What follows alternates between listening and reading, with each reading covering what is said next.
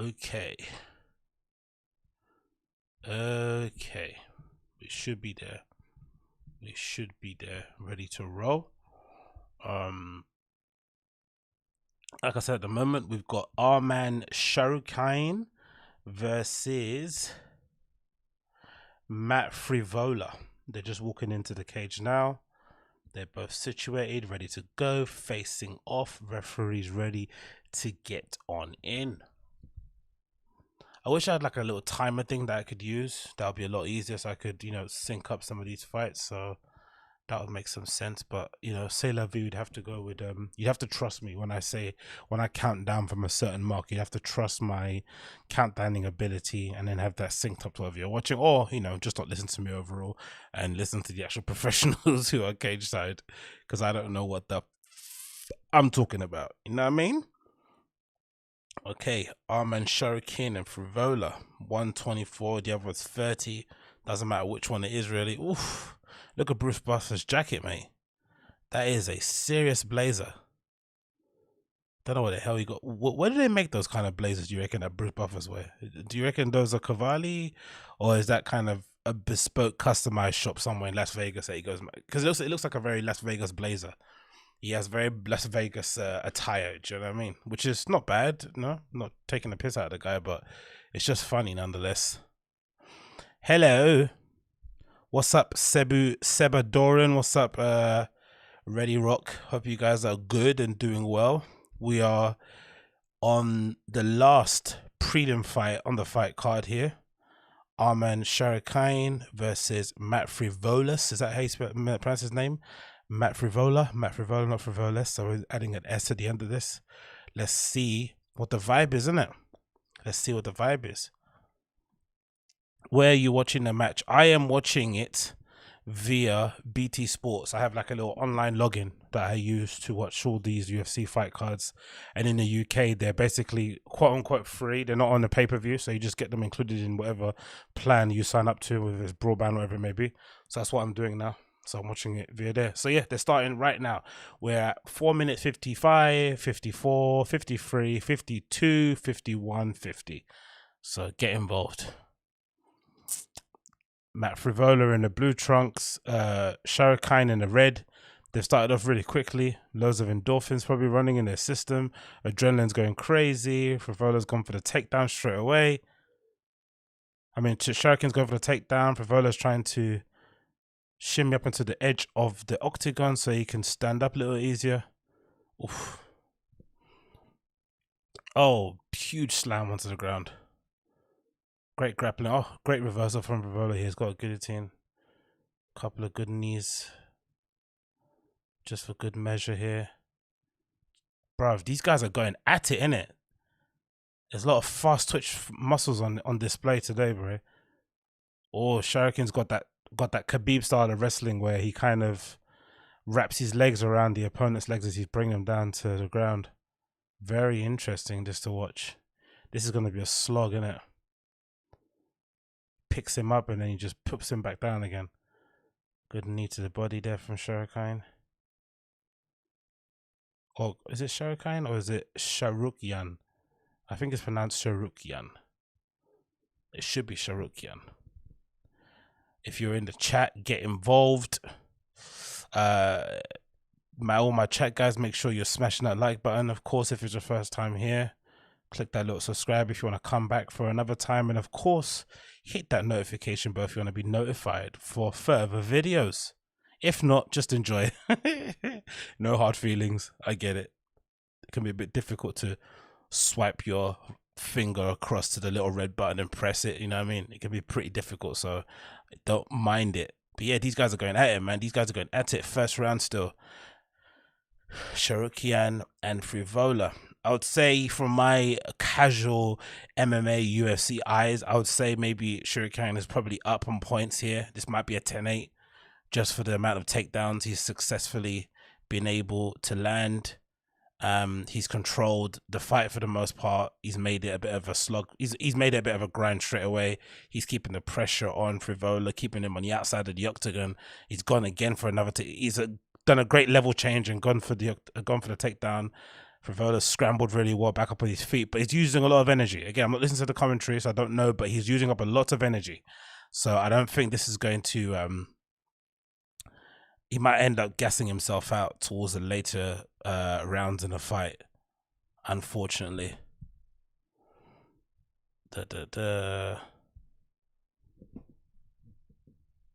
2 minutes in now. 2 minutes left, actually, of the first round. Both fighters have now kind of steadied themselves. It feels like the first sort of frantic 2 minutes of the first 3 minutes of the first round have kind of died down a little bit. Shuriken is still commanding the octagon and keeping Frivola on the outside, looking for his opportunity to either level change and go for another takedown, or to hit him with one big looping right hand over the top. It looks like Frivola has a tendency to keep that left hand down a bit. Don't know why that is exactly, but the left hand tends to come down. This, again, it's just from my casual UFC eyes, but I can see his left hand is coming down a little bit too easily, and he keeps circling to the right, which is opening him up to, you know, potentially getting a takedown or getting hit with a left hook. But for so far, all we've seen from Shuriken is that big right hand, so maybe that's a good idea, moving to the right. Now Fivola's taking command of the center of the octagon, and he's keeping Shuriken on the outside. Good left hook there. Stung him a little bit. Now Fivola's got his hands down, egging Shuriken on. Be careful, mate. Nearly got hit with a left high kick there. Oof, these guys are swinging hard, bruv. Frivola wants to knock this guy's head off. Getting hits with a jab, little straight 1-2. He's egging him on now. He's there Shuriken to come and fight him. He's like, nope, I'm not going to do that, mate. This is the UFC. I'm not going to fight you like I'm fighting in the back of a garage somewhere. Oof. Great shot there from Frivola on the temple. Stung him maybe a little bit. Last 20 seconds of the first round. They're still throwing, man. These guys are going for it, bro. The cardio is immense. Jesus Christos. Last 10 seconds now. Shuriken goes for the clinch. Misses again, Frivola. Bro, Frivola's throwing wild. Okay, separated. First round done. Jesus Christ, mate. These guys are throwing for the fences. Careful of the specs, bro. People have been banned for reflection. Oh, really? Really? Okay, cool. How can I temper that? Jeez. Oh, I didn't know people get banned. Do people get banned for reflections? That's madness. Okay, maybe I'll have to take them off when I'm watching it then, and then put them back on later. Thanks for the info, Matt. I didn't know that was a thing. Makes sense though, because I did remember seeing something about this guy who was he streamed the entire fight on Twitch, innit, via his sunglasses or something, right? That was a thing. And the other dude who pretended to play, he was pretending he was playing like a video game. So I'm pretty sure you are correct in what you're saying there, my friend. Thanks for the heads up. Can you actually see that far anyway? Can you see it? Yeah, you can, innit? Yeah, you're right, man. You definitely can. So let's make sure I don't keep that over there on the side. Getting ready now for the fight. Okay, second round starts now. We're at 4 minutes 55, sorry, 52, 50. Yep. If you're trying to sync it up, that's where we are at now. Second round, they both come out very strong.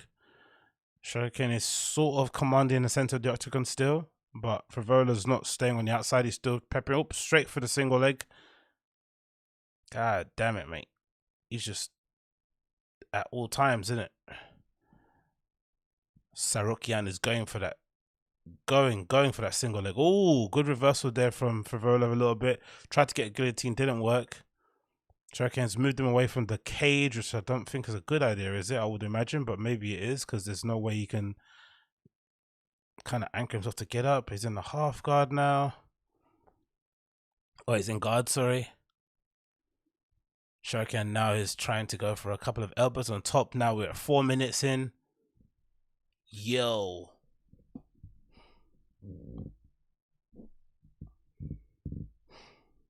It doesn't look like Frivola's that comfortable from the bottom, to be honest. From what I can see here, he looks like he's just trying to push Shuriken off instead of attacking from the bottom in any meaningful way, which, again, I'm not too sure what is right or wrong here. just a casual fan.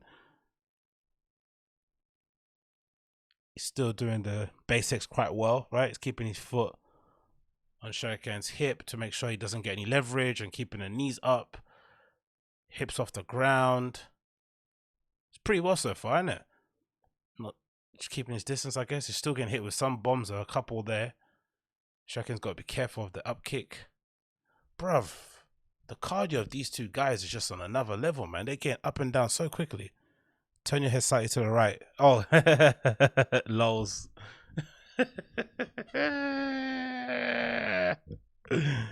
Big up. Still going for it here. Shuriken's trying to grapple to the ground. Some punches to the face. On the side of the upper side of the cage. This is a tough one. It looks like if Sarukian,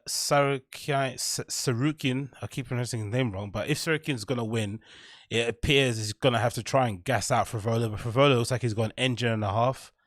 Every time he gets him down, he scrambles up pretty well, keeps distance, avoids the big shots, gets hits with an occasional knee here and there, but he's not really had the opportunity to ground and pound him at any meaningful way. Oof, great judo sweep there to the floor. Again, great defense from the bottom from Frevola. He's not really attacking that well, but he's defending pretty decently, which is maybe the best form of attack. Who knows? Yeah, Shuriken's trying to get in with the hammer fist on the ground there, but it's just not happening, man. It really isn't happening. Here we go again. How many minutes are we at now? We're now at 1 minute 36, 35, 34, 33, 32, 30. It's a close fight this. I'm really not sure how to call it. I'd probably give first round to Shuriken just because he's kind of controlling the majority of it. This round is easily a Shuriken win as well because of how he's controlled the octagon. He sort of had his way with Frevola, sort of taking him down at will, not really caused him any damage. Does it look like he's got a little bit of a redness on the eye there, Shuriken? Unfortunately, might be because of a few elbows to the face. But yeah, 1 minute now. 1 minute remaining of the first round. Second round, sorry. 55 minutes, 55 seconds, 54, 53, 52, 51, 50. Bambarated. Still going for it. Trying to get in on the half guard. To be fair, I keep mentioning Frevola's not really doing much from the bottom, but his defense is pretty good, to be fair. He's really limiting the amount of damage he's getting. Obviously, it's not good for him in terms of winning a fight because he's not really doing anything to kind of, put some doubt in the judges' minds as to who won the round. But he's not getting hurt. That's the one thing. Oof, he gave up his back, it looks like. 10 seconds to go. He reverses it pretty well, but this is going to be really tiring, isn't it, for Frevola? It's been in position. He's got his back. He's now holding one of his arms, going for the ham fist across the side. Okay. Shuriken looks like he's got a cut on his head. Maybe that's a clash of heads or something. I'm not too sure. But Frevola's definitely had the worst of it so far. Interesting fight, man. Interesting scrap here. Going to come out for one more round, then we can continue on with other bits and pieces.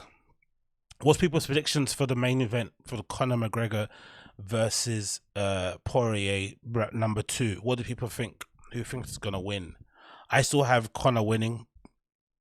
I think Dustin's probably gonna come out really quickly in a second when they come out, obviously in the first round, and that's gonna be to Conor's advantage. So I definitely have Conor winning it, unless Dustin just surprises everybody and just fights a very tactical fight, tries to take Conor down a few times. That might make it interesting, but if they both come out swinging for the fences, I've got a feeling Conor's gonna probably outstrike Dustin, hit the most significant strikes and go from there. All right, third round between these two. Last fight on a prelim card. There we go. Third round. 57, 4 minutes 56, 55, 53, 52, 51, 50. Again, Shuriken still commanding most of the octagon, keeping Frivola on the outside. Level change straight down to a takedown in the first minute of the last round. Tries to keep it, but not. Frivola gets out of it quickly as he's coming out of it. Right, high kick, of course, is moving to the right. Classic. The cardio on these two guys is really, really, really good, man. Tight fight to call. Oof. Oh, good left hand. He's moving away there. Good left hook. Yeah, I agree with some of the quotes that are coming up on here. If Rivola is to win, he's going to need to finish this guy. We're now approaching the last minute. Well, no, sorry. We're now approaching 3 minutes 50, 59, 58, 57, 56, 55, 54, 53, 52, 51. Yep. 3.5 minutes to go now. Let's see what these guys have got left here. Frivola's definitely going to need to throw something out of the blue to kind of win this. He's gone for a couple spinning kicks to try and catch Shuriken, but that's not going to happen. He's keeping his distance pretty well. He's just looking for an opening to take him back down again, to be honest. This is what it looks like. He's just looking for another opportunity to go for the single or double and then, proceed to ground and pound. The striking from both isn't the best, I have to be completely honest. Not much is landing. It seems like a couple of left hooks, couple of the high kicks, couple of the jabs here and there, but not many significant strikes. They're all a bit telegraphed, but still, they're scrapping, man. They're going for it. High octane, high octane.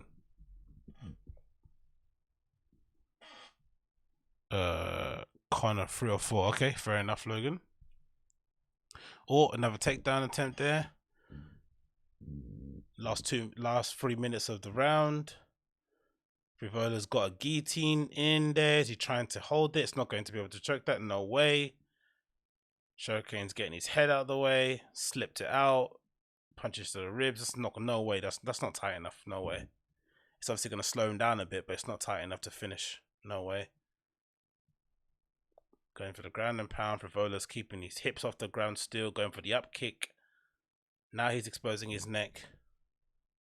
Oh, he's going for a dash choke there. Didn't work. Going for an anaconda. Didn't work. Good knee. Frivola's scrambling really well, man. Doesn't get caught in submissions easily at all. Oof. Got caught there, the left hook. These guys, man, are going for it. Good fight, to be fair. Good fight. I have to be honest, it's a good fight.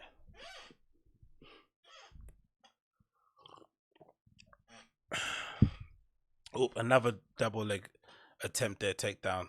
Oof. What a drop to the floor. He took his back as well. Shuriken's going for a finish here. Try and get a rear naked choke of some sort. Frivola's not going to allow it though, because he's been resisting the submission pretty well all this fight. Oh, there we go. Great defense from Frivola, how he gets out of that. But he gives up his back again. Defending it really well though. Again, keeping his chest close to his knees, not allowing any gaps. So Shuriken can't get his heel hooks in. Good pressure there from Shuriken. And now approaching the last minute. Where there we go. 59 seconds left now. This is a hard one to call, man. Not hard one. It's not a hard one to call, actually. Sorry. Shuriken ran the first 2 rounds. Frivola has to finish in order to get any success from this. So this isn't really the most difficult fight to call, to be completely honest or completely frank.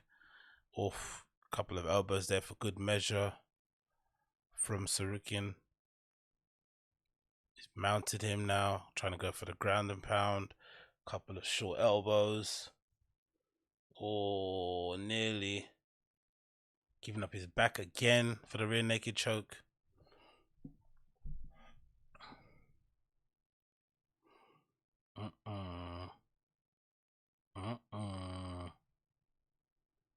Still scrambling. Last 5 seconds of the fight now. And bam. Comprehensive win that I say for Shuriken. Easy victory. Easy victory. Anyway, looking forward to the main event in it. So that's the last fight of the prelims. There'll be a little bit of a break in the intermission in terms of getting ready and all that malarkey. I think the first fight on the main card is Marina Rodriguez versus Amanda Ribas. Right, that's the fight here. Got here on the screen. There we go. Right. Mariana Rodriguez versus Marina Ribas. Then we got Andrew Sanchez versus Mahmoud Muradov. Jessica Eye versus Joanna Calderwood. Dan Hooker, Michael Chandler, and of course the main event right there, lads. Dustin Poirier versus Conor McGregor. Looking forward to that, and looking forward to that. So, what else do we want to talk about here?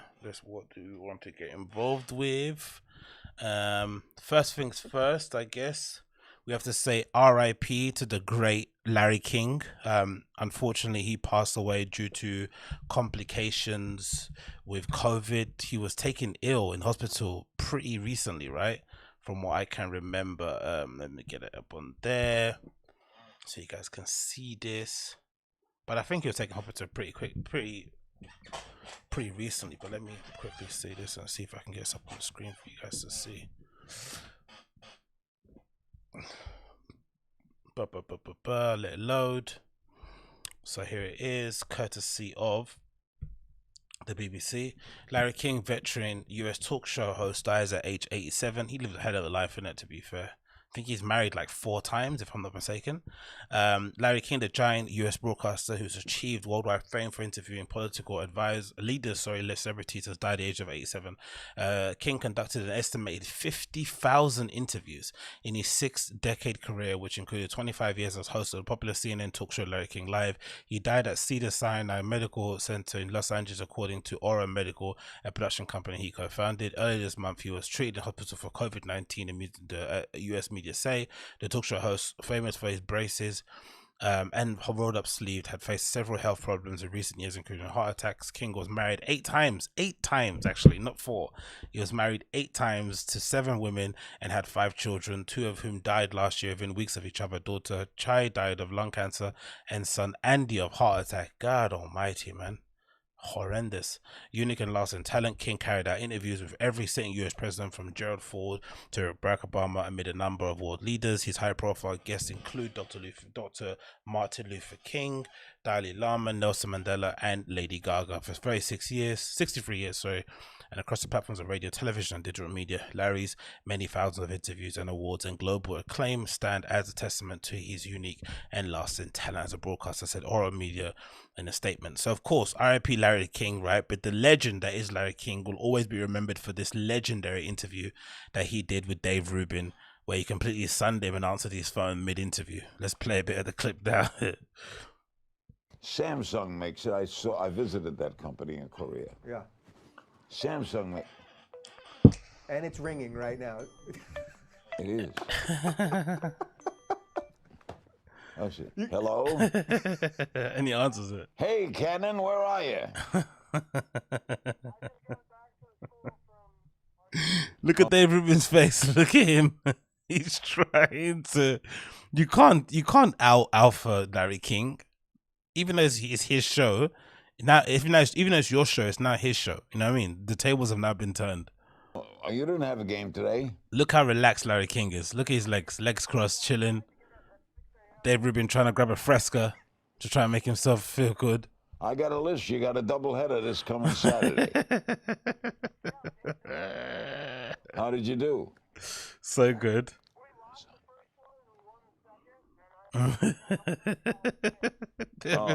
He's having a full-blown conversation with this guy as he's doing the show. Absolute piece of piss, man. He's taking the absolute piss. Great.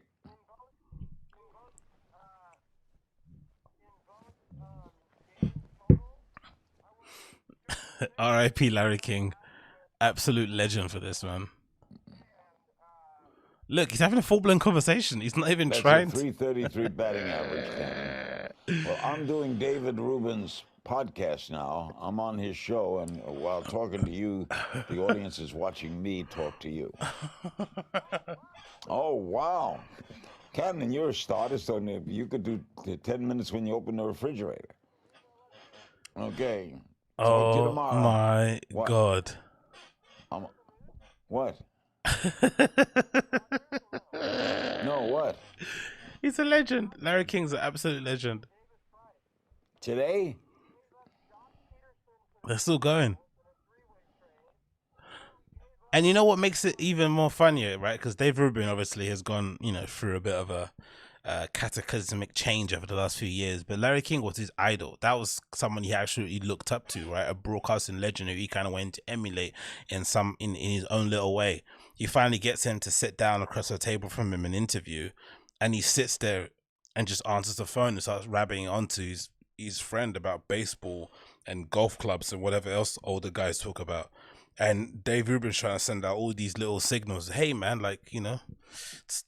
we're doing a show, whatever he's trying to do, and it's not working. It just isn't working in any way, shape, or form. And he feels completely disrespected. Two pretty good players. Kento Maeda can picture it. Alex Verdugo is going to be a star. So Peterson, is there someone going from the Angels to the Red Sox? I love it. He's still going.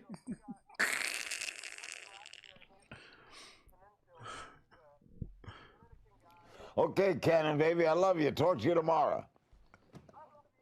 Bye. Well, Legendary, right? He is an absolute legend, and he will always be remembered for that moment. Always be remembered for that moment. Absolute legend. You gotta love Larry King. And then, of course, you have to love Michael Brooks as well. Another legend of broadcasting who unfortunately passed away early last year, actually, unfortunately. So let's play a little bit of the show here where he sort of takes a piss out of Dave Rubin too for his escapades. And be like, oh, the views aren't what they used to be, or just say things like that. And yeah, that's good. Yeah, just like, I thought you wanted independence. So that being said, we played the clip a couple of months ago of R.I.P. Michael Brooks, man. Sitting on Dave Rubin's comfy chair and taking a cell phone call. Some people tried to spin that they planned the bit together. And that definitely proved to me that there's still Dave Rubin fans out there, because I don't know who else could possibly. That's like how Michael Jordan and Karl Malone planned the '96 finals together. Yeah, absolutely. They planned this a little bit, and they planned it. Yeah. Why on earth? It's got this very good. Told me that I was completely unable to understand essentialism. Okay, like this is tough stuff. Dave Rubin holds Larry King in high esteem. Let's watch this. They're going to limit the amount of people that can be in restaurants and things like that. But the alternative is just waiting forever. And, we now have over. So in case you're wondering, this is Dave Rubin talking to Larry King over Zoom or whatever it may be about the lockdowns and about COVID restrictions and what to do to go forward, how to reopen. And he goes on a bit of a tirade, a little bit of a rant, and he expects Larry King to basically co-sign him, and he can just completely shoots it down. Over 20 million people that are unemployed.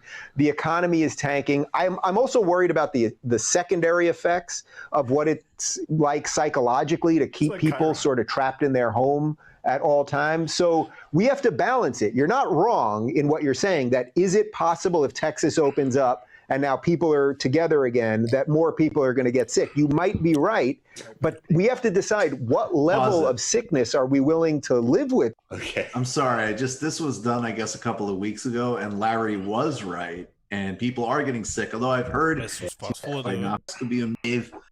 Sounds ridiculous. It's really working here, so to speak, to move ahead and open the country, because I don't know how much longer we can do this. David, that sounds ridiculous. What level of sickness can we live with? Come on. You've got a worldwide we have to figure out what that level is. This. Well, yeah. But at whose risk? Yours or mine? You. It's okay if you die, right? No. Well, look, here's what we'd have to do. It would be on everybody to. Man, R.I.P. Larry King, man. You are a legend. You are gone but not forgotten, sir. You gave us some absolutely memorable moments, legendary TV moments I will never forget. He lived a hell of a life, married 8 women, had 2 different kids, just, kept doing the damn thing, existing as he lived, living as he existed. What else have I got here to show you guys? Oh yeah, let's go through this. What is it with American gyms, especially the, what is it called? I forgot, the purple one in America. Why do they always have these freaks doing these crazy, insane workouts that don't really make no sense? Is it all a bit of a ruse, a bit of a prank on purpose to make sure they go viral, or is this just a symptom of the people that go to these gyms themselves directly? Please let me know in the chat. Oh, it's a Planet Fitness, by the way. That's what it is. Planet Fitness. Actually, let's get rid of that music because it's gonna take me off YouTube. But there's a lady that's basically on the treadmill doing all kinds of madness on there, literally grinding on the entire thing, doing some sort of gymnastics, rubbing herself against it. Now, what is this? Is this just somebody that's methed out, or is this just a thing where you want to go?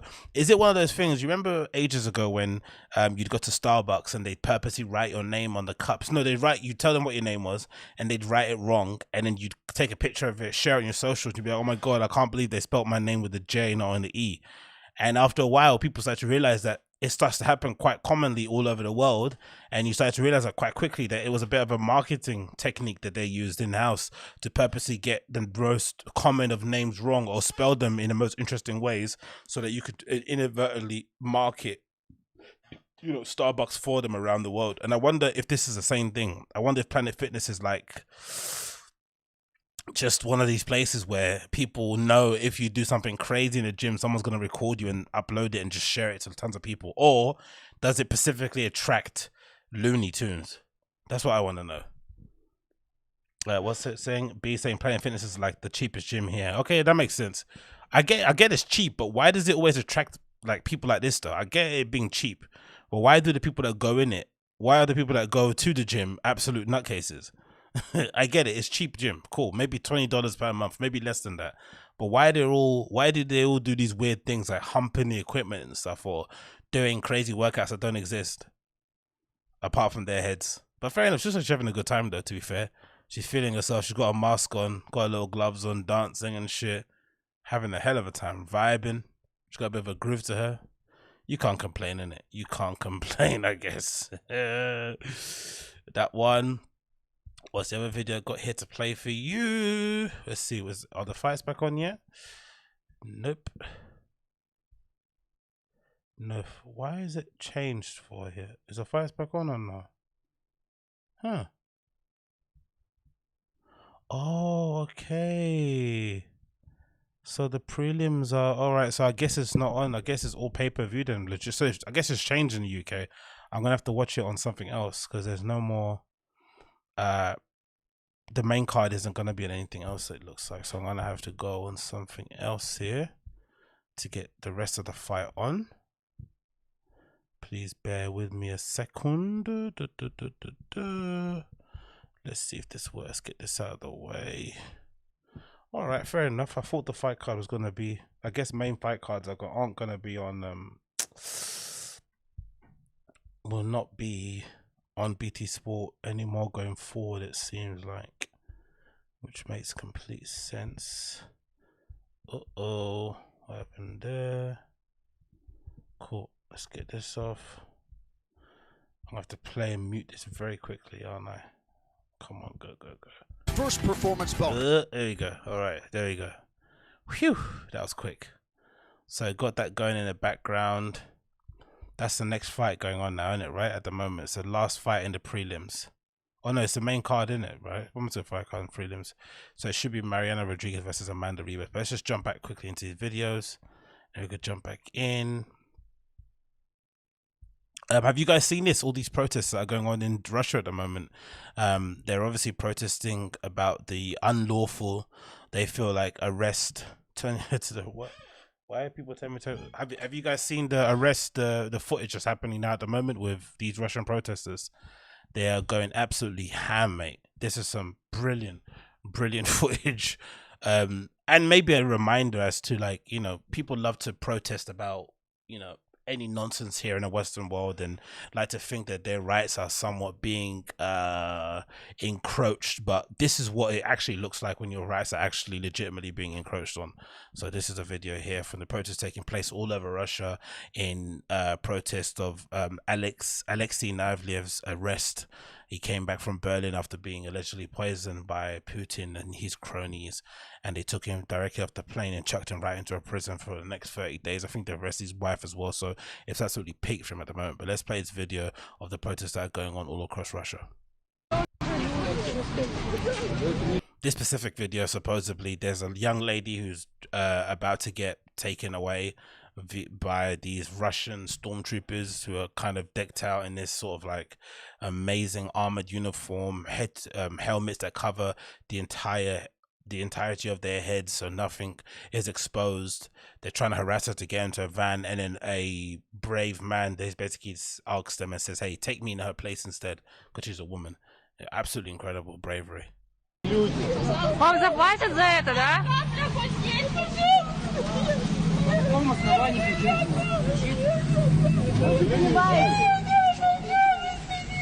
Just screaming.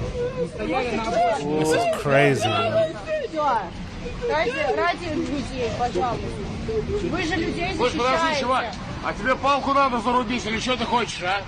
Честно. Вот скажи, пожалуйста, ты хочешь палку зарубить? And there's a random guy now rocks up and offers himself. Забери меня тогда, пусти. Если тебе палку зарубить, я пойду спокойно с тобой. Look at this. Пошли, если ты палку рубишь. Absolutely insane, and he's just exchanging his own freedom for somebody else's. Like, absolute legend of a guy. I don't really know what to say about that one, mate. I don't know if I could do the same thing, to be completely honest. So go back to the fights to see what's happening here. Who do we have that's fighting next, as we mentioned? So we have Marina Rodriguez versus Amanda Ribas. So far, it's not started off yet. What's going to chat? No, Ethan, the fights haven't, it's not over just yet. We're just on the main cards. It's the first fight of the main card, which should be this one here. This should be kicking off very, very soon. Mariana Rodriguez versus Amanda Ribas. So keep an eye out, and I'll let you guys know when that's kicking off on my side. And I'll let you guys know so you can sync it over with the stuff that you're using to watch the fights. Go back on there, make sure it's right. Yeah, so I guess it's changed. Before in the UK, you could watch fight cards via my BT subscription that I have, but I guess it only allowed me to watch the prelims for some reason. There was no option to watch the main cards, which is a bit frustrating, but you know, c'est la vie. What can you do? Moving on. What else do we have here? We have another, this is the wildest one. I think this guy might be a UFC fighter. This is another video from the protest taking place in Russia. This guy decides to fight these Russian stormtroopers with his bare hands and does a pretty good job in terms of making sure that he's striking them directly into the face. Check this shit out.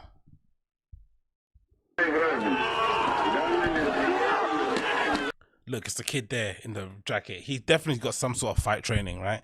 Something. I don't know what it is, but he definitely knows how to scrap. Because this is legit as it comes, mate. Legit as it comes. Let's go for high kicks as well. Screaming. And just as the police are about to grab him, the crowd just like envelops him and drags him back into the crowd, grabs him and drags him back into it so he doesn't get arrested. You absolutely love to see it. Bro, this is insane. This isn't none of this American stuff that you saw, right? People LARPing and protesting and, you know, throwing, spraying each other with tear gas. This is batons and kicking in the face and probably a few pistol whips here and there. This is some real shit. This is happening all across Russia today, and I think most of yesterday as well. An absolutely mad situation going on over there, man. Absolutely mad. Let's see if this fire is kicked off. So, yep, they're about to enter the ring. We have here, I guess, first it's it looks like Amanda Ribas. Does it look like Amanda Ribas? It looks like Amanda Ribas is heading into the ring. clapping. Not sure what music is playing. I don't want to play because I don't want to get copyright striked. But yeah, she's heading into the octagon right now. Bumpity bum. This should be a good one, isn't it? This should be a good one. What else do we have here? Moscow Times, 10,000 people join rallies. January Samurai. Deaf Noodles. Could have seen that coming. Okay, let's get this off the screen. Bish bash bosh. Okay, there she goes. Amanda Rebus is getting amped up to get into the octagon. Let's do this. It should be a good fight, to be honest. Here we go. My main card business, peoples. Uh-oh. Uh-oh, indeed. What division is this actually in terms of the women's strawweight? So this should be a bit of a scrap, innit?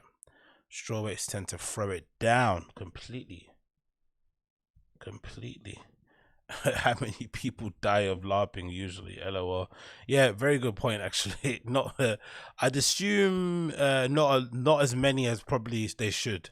That is what I would say. Not as many as they should. There probably should be a lot more of these people passing away and dying, because I'm sure people from their own families wouldn't miss them that much. Anyone that decides to leave their house and go and, you know, wrap themselves in a flag and scream about a politician that doesn't necessarily care about you in any meaningful way, doesn't necessarily care about their family, you know what I mean? What time is the main fight, says Ayana Uno. The main fight, I'm gonna say sometime in about maybe 2.5 hours, I'm gonna say, roughly. So whatever time you are at now, 2.5 hours from there or from now is probably gonna be the main fight. But don't hold me to that. It really depends. If they all go the distance and they all gotta be judged, it might be a bit later. If they all go quickly, then it's gonna be sooner. You know, it moves around. But I would say from now, from 2.5 hours from now, for sure, that's the main fight.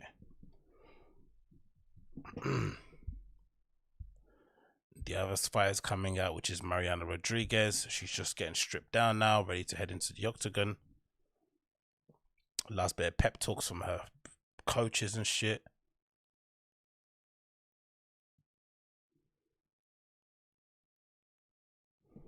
I love it, man. I absolutely love it. I love it.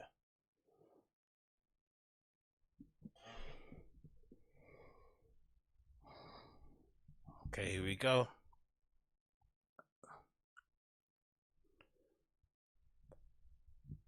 Here we go. Applying the nice healthy portion of Vaseline to the face, right? To the face. Oh, by the way, before we continue on with the fight, did you know, were you aware, did you hear what Dana White had to say about Logan Paul's fight with Mike Tyson?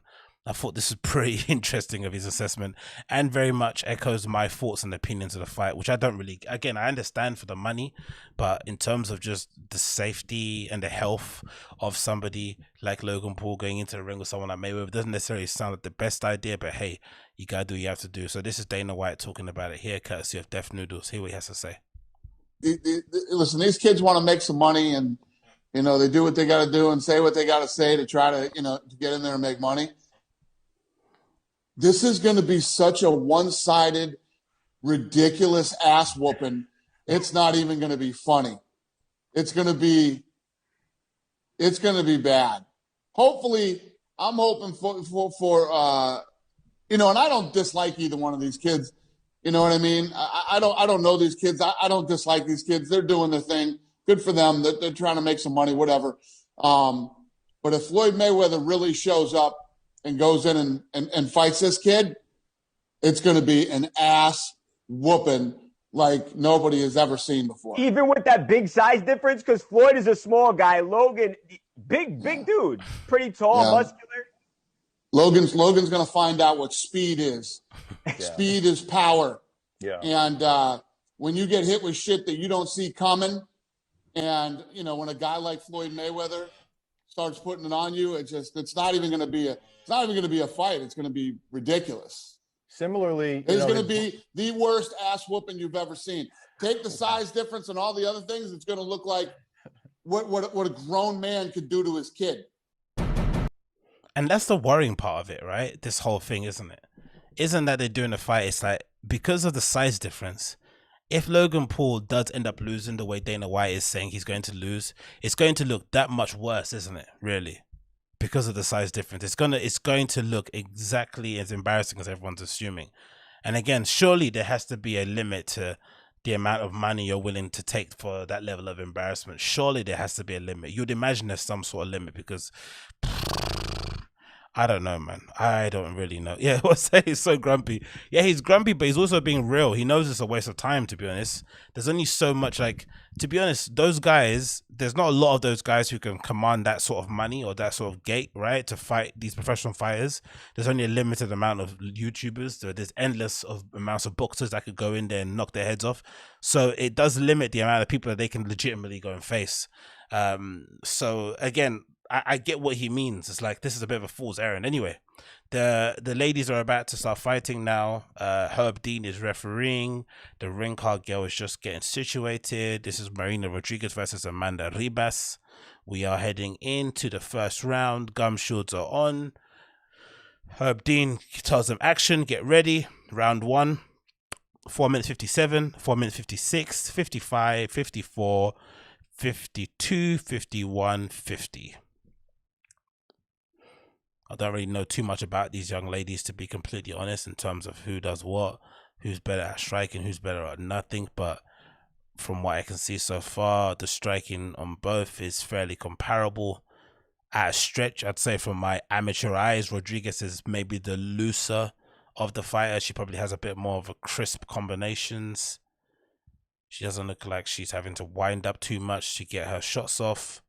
Ribas looks like a little bit more of a dogged approach wrestler style, hunched back in, putting the pressure on, staying on the front foot, trying to close the distance. Obviously, Rodriguez has the longer range, I think, from what I can see from the naked eye. She's a bit more rangy and lanky as a fighter.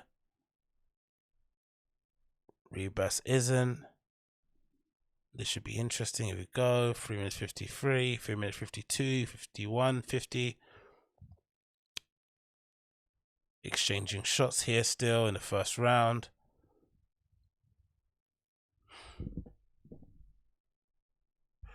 Boom, boom, boom.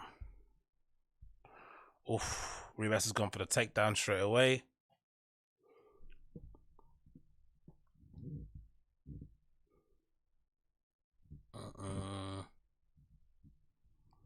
This is the one side of UFC I need to kind of get a bit more of an education on, and some sort of knowledge, like what goes on the ground.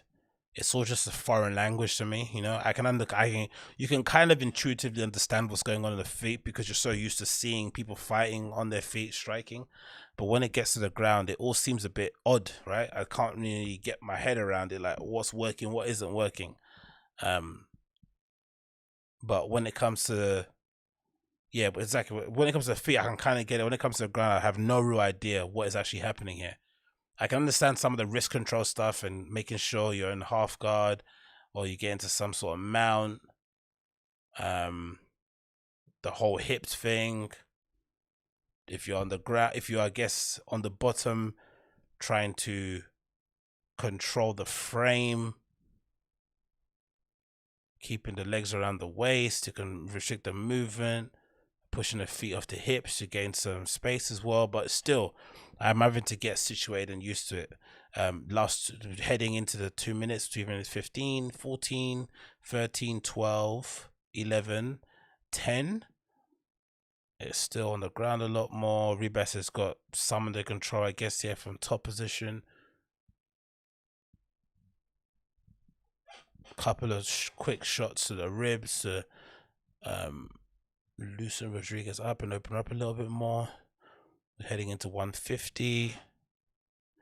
Who's saying it? Ribas is a what? Ribas is a BJJ and judo black belt. She trains at AT&T. Okay, cool. That explains why she's very dominant and in control somewhat in this position. She's basically positioned Rodriguez in kind of the middle of the octagon, trying to do as much damage as she can, waiting for an opening. Thanks for the knowledge there, Espada 9. Appreciated that, my friend. Again, for those tuning in, if it's your first time, make sure you smash that like.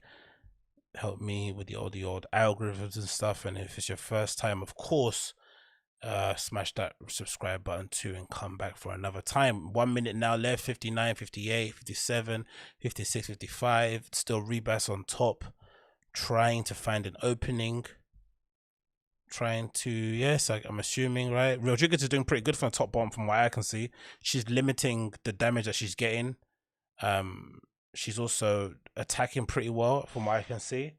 Marina is a purple belt, more of a striker, Muay Thai. Okay, cool. Good to know, Espada 9. Thank you for that one. That explains why the striking in the first couple of exchanges was a bit better from Rodriguez. She's the Muay Thai specialist. They seem to have a little bit more of a acuter knowledge of space. We're heading into the last 20 seconds. Rebus is still in control. And then Rodriguez is doing pretty well from the bottom position, to be fair. She's defending really well. Heading into the last 10 seconds now, the first round. 7, 5, 4, 3, 2, 1. Bam. First round done. Pretty decent exchange from both ladies, I have to be honest. Pretty decent. Oh, do you know what? Have you guys heard? Do you know who else wants to get involved in the celebrity boxing matches? My man, Brendan Schwab. Let's see if I can get it on here. I think he speaks about it here. He says he wants to get involved in the celebrity fights as well, somewhere around here. Let's see. And did stand up every night, went to rugby games, and jet skied and fucking fantastic. shot the show. It was awesome. And how was The Rock when you met him in person? So we've only met over Zoom. Just to be clear, voice notes. I like The Rock. It's not that I want to fight The Rock because I dislike no, him. because it'd be a great show. No, because I want to make bank, bro. Oh yeah, I want to make money. So if Rock was actually like, so he wants to fight him. Brendan Schaub wants to fight The Rock in a celebrity boxing match. That should be interesting, isn't it? But let's go back to the UFC fight anyway, regardless. They get ready for the second round. The second round, yeah. This is Mariana Rodriguez versus Amanda Ribas. The first fight on the main card. Let's get back on it. Come back out for the second round. 4 minutes 57, 55, 54, 53, 52, 51, 50.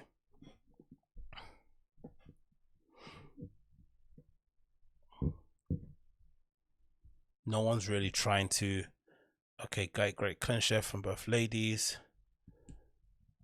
Again, even though Rodriguez's striking is far better, Ribas is making it a little bit more of a dogfight. She's kind of keeping the pressure on, limiting the space that Rodriguez has to strike. Oh, what a hit!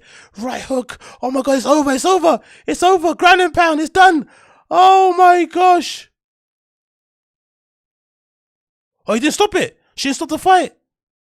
Oh no, she thought this fight was stopped. Oh shit. Oh no, elbow. Oh. Herb Dean didn't stop the fight. Okay, there we go. Now he stopped it. Rodriguez won. Oh my God. What a victory. Well done, Rodriguez. Jesus Christ, that's a quick exchange. I don't know what Herb Dean was doing there. It looked like he stopped the fight, then he didn't stop it, and then suddenly he decided to stop it. Oh my God. I think she hit her with like I'm going to say like a left hook maybe. Maybe it was a right. I think it was a left hook. She kind of came in with a chin up. Rebus looked like she's obviously not got the best experience in terms of striking. She came in with a chin up, hands down, and got caught a couple of times. Beautiful shit. Let's see here on the action replay. She comes in. Oh, gets hit with a right hand actually. Oof. She's out, man. Why didn't Herb Dean stop it from there? For some odd reason, he didn't want to stop it. It looks like he did stop it, but he didn't. Oh, Herb Dean fucked up. He got in like he would stop the fight, didn't he? Oh, Herb, man. He has some of these fights sometimes, innit? And then she got some more damage again. She got hit twice, innit? One more time again on the right hand. Another right hand. Jesus Christ, man. Wow. Congratulations. Congratulations, Gina Rodriguez. Or Marina Rodriguez, sorry. Gina Rodriguez. Amanda Ribas, unfortunately, has lost the fight. Knocked out in the early seconds of the second round.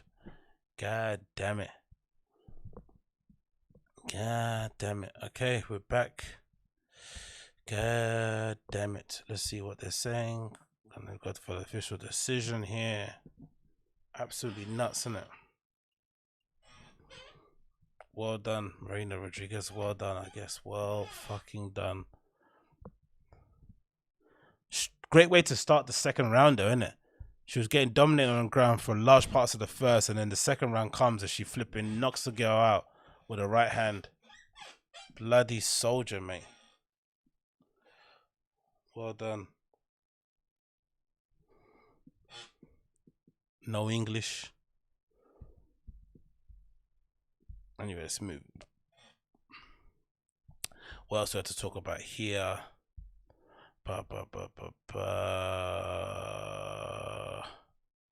We've got another video of some mass protests here occurring in Byeloruski. Let's get this volume down on here, load this up again. Let's play this one. Yeah, I think this was people like to complain about fascism, right?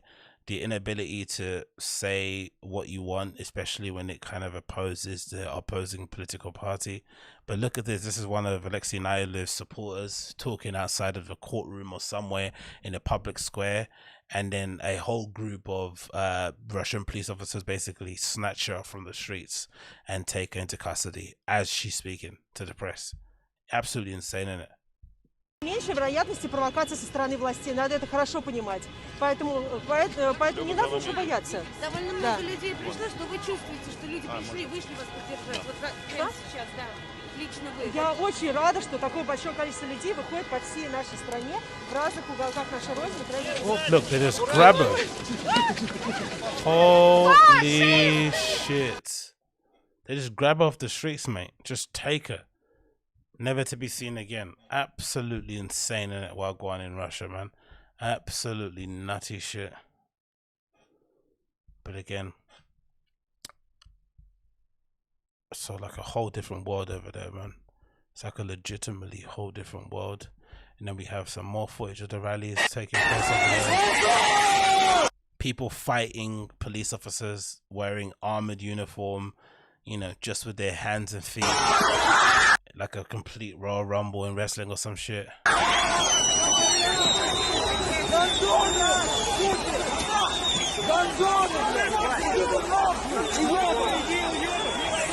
Absolutely wild scenes, isn't it? Absolutely wild scenes. Again, like I said, all the LARPing that they do in the States, you know, pretending that they're fighting against a deep state or the powers that be, and these people are legitimately putting their lives on the line for a journalist who decided to not die when he got poisoned effectively.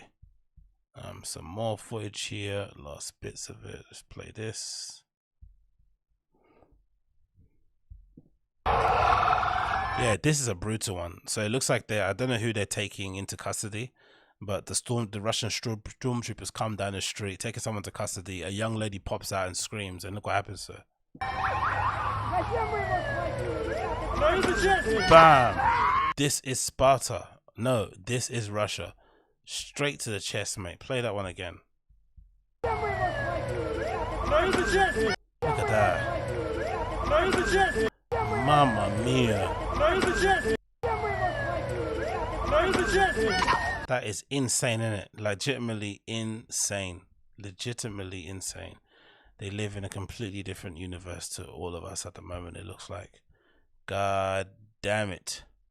So, going back to the fight card, we have, yep, as you can see there, Marina Rodriguez won there on the second round, TKO with punches.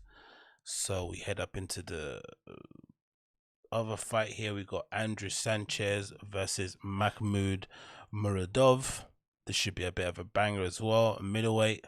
And then Jessica Eye versus Joanna Coldwood. It looks like everyone wants Jessica Eye to lose as well, so that should be an interesting one to watch from the outside looking in. People are not that big fans of Jessica Eye, so it should be interesting to see if she manages to pull out the win, what she ends up doing in terms of, you know, pissing off people who were basically calling her out and saying that she, you know, maybe didn't deserve to still be on the UFC roster due to her many instances of cutting weight, ducking fighters, not defending her title when she had it, you know, all that sort of good stuff that you like in UFC heels.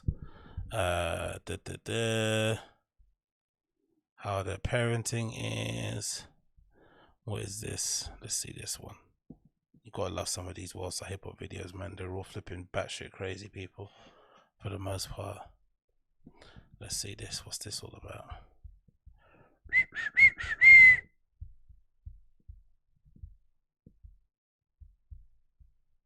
Come on, play. Is it playing? It's playing. Come on, son. I've just been yelling in my car for 30 minutes because fucking parenting is hard. It's hard. Because they're little mirrors. If I want my son to be a better person or to grow up and just be a good fucking human, I have to be a good person. That's some next level rage, isn't it? I don't. Could your kid ever do that to you? Make you do that sort of a reaction? I guess when you're a Caucasian parent, you don't really have the option of just throwing their head up against the side of a wall or throwing a remote control directly to the bridge of their nose or pounding them in their face continuously. You don't really have that. You just have to kind of, you know, do what this lady's doing and scream inside your car. But if ever your kids are driving you to this extent, you might have to take a look at the mirror and look at how you're actually parenting your own children as opposed to what they're doing. He mimics everything I do. He mirrors everything. So if I have a fucking bad attitude, he's gonna have a goddamn bad attitude. Bruv, she's losing her mind, isn't it? Or is this do you think this is a joke? It's a TikTok, isn't it? This could be just a joke. If I say fuck, of course he's gonna say fuck. I have to change me to change him. Bruv, this lady is absolutely off her rocker, mate. Off her absolute rocker. None of this makes sense. I don't know why she's crying at this. I don't know why her kid has thrown her to the point of, you know, psychopathy inside of her own car. But she needs to go back home and absolutely, you know, put the beats on the dude and assert some dominance or something. What do we have here? We have a video of supposedly Famous Dex is out of rehab already. I'm not too sure why exactly. It felt like he's only been in rehab for like a couple of weeks, if maybe at most 3. And judging by the video, he doesn't look that great personally. Maybe I'm just judging, but I shouldn't be judging too harshly, but he doesn't look like he's as clean as he probably should be in all intents purposes. But in the screenshot here, it says, what does it say on the screenshot? It says, yeah, feel good to be sober for 38 days clean. Oh my God. God is so good. New music on Friday. Should you be concentrating on putting out new music straight away after you're on your journey of sobriety, or should you be just trying to get clean and focus on getting your life together? All right. Maybe music is part of it, but I don't know. Maybe it's just a bit premature. This is obviously him back at home, feeling himself, feeling happy. He has to thank probably, who's it? Rich the Kid for taking him to rehab as well, and that was a good look. Oh, he said he probably left. Yeah, probably did. But yeah, he doesn't look that great personally. I don't know. I've seen people look better when they come out of rehab. Maybe there's like a time period you need to go through so you get that glow back in your face. It probably takes a while, right, for the drugs to get out of your system, for you to go to withdrawals and all that sort of stuff. But he doesn't look too great personally. It's good to see him about and stuff, and you know, alive. That's the main thing. But in terms of looking healthy, that doesn't look like a healthy post rehab face to me, if I'm being completely honest. But hey, what do I know? What do I know? Let's go back to the chat here, see what you guys are saying. saying he probably left. If his music sounds better, he's deaf sober. That's true. Very, very good point. Very, very good point, Vexy's World. Very good point. But to be honest, his music hasn't been great for a long time, man. He's kind of fallen off the wagon. He's def been off the shits. He's def been off them shits for a minute. Okay, fair enough. Yeah, he's not been at his best, to be completely fair. So I guess anything is better than nothing at this point when it comes to Rich the Kid. What else do we have here before? I think the fights are going to come back on very soon. Just going to quickly scroll through a couple of more clips before we get back on there. Bear with me. What else do we have here? We have someone pulls out a gun during road rage and unloads a clip. Really? I want to see that. You got to love a bit of Wolfstar, and it's great mindless entertainment, to be honest. Let's put that into full screen. Let's play that.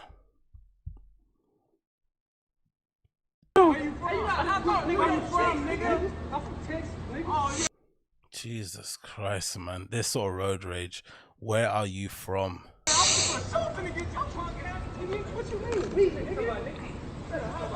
Oh wow, it's a nice car. Is that an i8? Yeah, I'm assuming.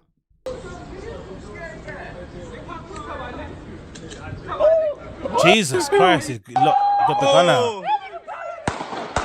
Holy shit. Oh shit. Better not be fucking with him. What did he do? Is he firing blanks or is that actual bullets? Because no one ran. Hey, go. Leave. Oh, nigga. Get on. Leave. Jesus Christ. He out. Where you at? You gonna pop out? He don't.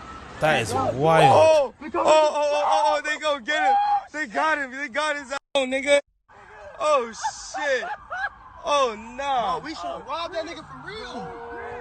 Oh, no. Oh, is out. God, what the fuck, nigga? We ain't coming out this bitch no more. How this nigga still drop? What's so weird, isn't it? Like, again, I wonder if it's real bullets or just like a warning shot. Very, very, very, very, very weird. Yeah, some people are just bizarre when it comes to these sort of things. Maybe just bad timing on his part, innit? Let's go back to the fight, see if they're back out, if they're coming out to the octagon yet. Nope, still loads of adverts. So when it comes to the main card, they love a good stall, innit? UFC know how to stall a fight, that's for sure. That's for damn sure. What else do you have here? You have people dancing. He wasn't expecting that. Dude got the tables turned on him after getting up a hand on him. Okay, cool. Let's see this. Gotta love a good old street fight, innit? Let's see how this ends up. Come on. There we go. Oh, he don't want to do you. He don't want to do you. Straight from outside of a car. Didn't even give him time to get ready. Oh, he don't want to do you. He don't want to do you. Oh, yo. Get slammed to the ground. Oof. Oof.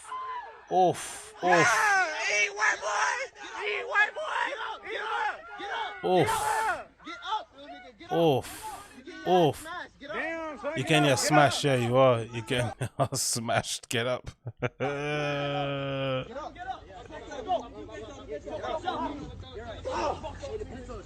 God damn it. Enough. Reset. Are they still fighting? Well, I think someone got washed there. Anyway, let's go. Let's move back and then go back to the chat to see what you guys are saying. Who you think is winning? Who do I think is winning? Like I said, I think Conor. I've still got Conor as winning. I think he's definitely favourite. If Dustin comes out quick, then Conor's definitely going to win. If Dustin changes things up and decides to go to the ground, then maybe that will change. But my money is still on Conor. Probably first round, I'm going to say. Conor McGregor, the first round. That's my prediction for the fight going forward. He power levels were low because he didn't wearing black Air Force Ones. That's funny, yeah. Oh, mate, some of these people, man, absolute psychos. But let's go back to the fights. Okay, so they're out now. Thank God. Finally, the middleweights are out in the ring. We have here Andrew Sanchez versus Mahmoud Muradov. Let's see how that goes. Andrew Sanchez is coming out now into the ring octagon. He's looking around. He's looking a bit pensive, a little bit nervous, maybe pre-fight jitters. He's looking up into the octagon, looking up into the crowd, trying to get acclimatized with his surroundings. Oof, he's got a great mullet as well, actually. Theo Vaughn will be very proud of that mullet. Epic, epic mullet. Epic, epic mullet. Let's see more of that going forward. Okay, let's see. Bish bash bosh. More of this going forward, please. Boom, boom, boom. Here we go, here we go. He's getting the last few hugs from his teammates on the outside.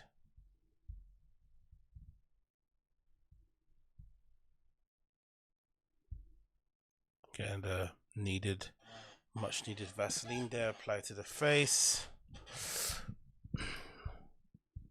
What are the records like here? Records of Andrew Sanchez: 12 wins, I guess, 5 losses, 24 wins, 6 losses. Who did Andrew Sanchez fight last? I'm curious to see his kind of record before this one.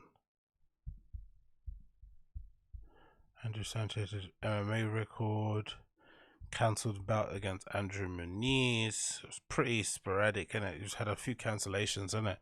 Jesus, man's been unlucky. 2 wins back to back, then two fights cancelled back to back, then a loss to Marvin Vittori, then another cancelled bout versus Zach Cummings, then he fights Welling Tuman. Another, Jesus, man, so many cancelled fights. I wonder what, maybe it's just is it COVID or just injuries? Loads of cancelled fights, isn't it? So the last fight he actually let Jimmy had against Wellington Tuman, he won. So pretty good record there. And then for Mahmoud, what's his record? Mahmoud's record is similar, it looks like. Oh, loads of, look how many cancelled fights Mahmoud's had. 4 back to back. Jesus.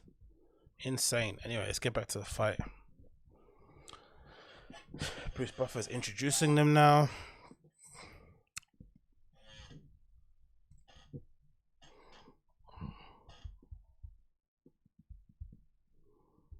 Okay, here we go. Here we go. Mahmoud.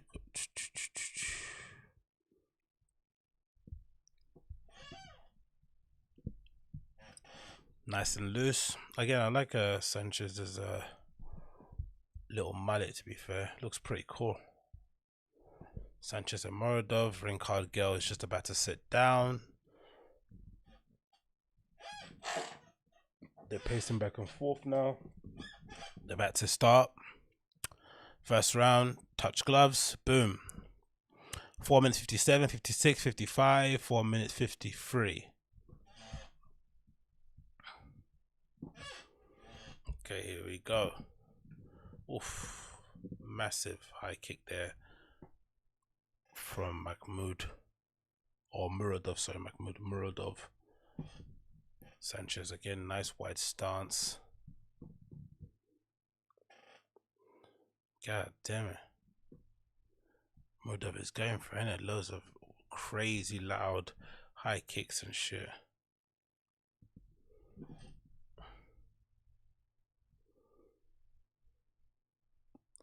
Continuing on again.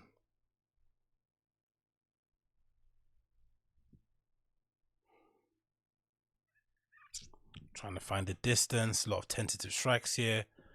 We're just about to approach 3 minutes. There we go, 3:59. Couple quick jabs. Sanchez goes for the single leg. Muradov stuffs it. On the way out, hits him with a couple of lefts and rights. Good calf kick there for Muradov. Mixing things up nicely. Good overhand right there quickly. Keeping him interested. Sanchez is still trying to get involved.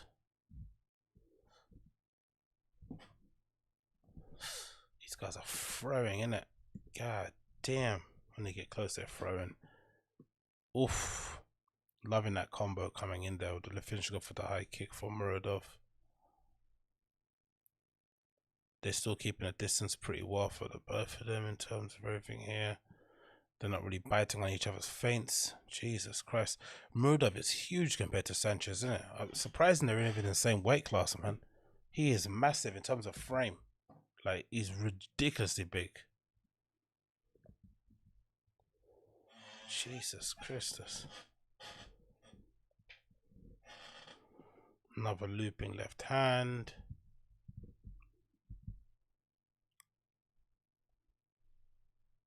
Oof. Pins him up against the back of the cage.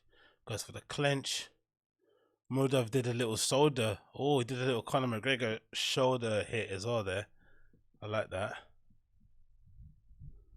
Trying to bite there with the punch coming in from Sanchez. Goes in again.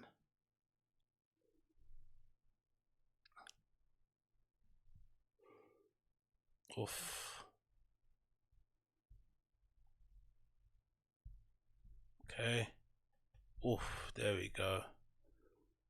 Sanchez is controlling the octagon pretty well here, heading into 1 minute 57, 1 minute 55, 54, 53, 52, 1-0.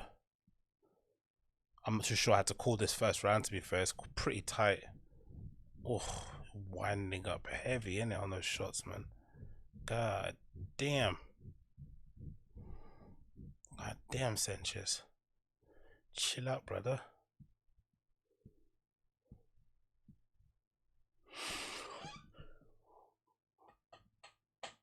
Let high kick there again. Yeah, I think I had too many beers, actually. I'm getting a little bit, yawny. I probably should have had a coffee to keep myself going. But I'm sure these fights are gonna pop me up. We're heading into the last minute here of the first round. 108.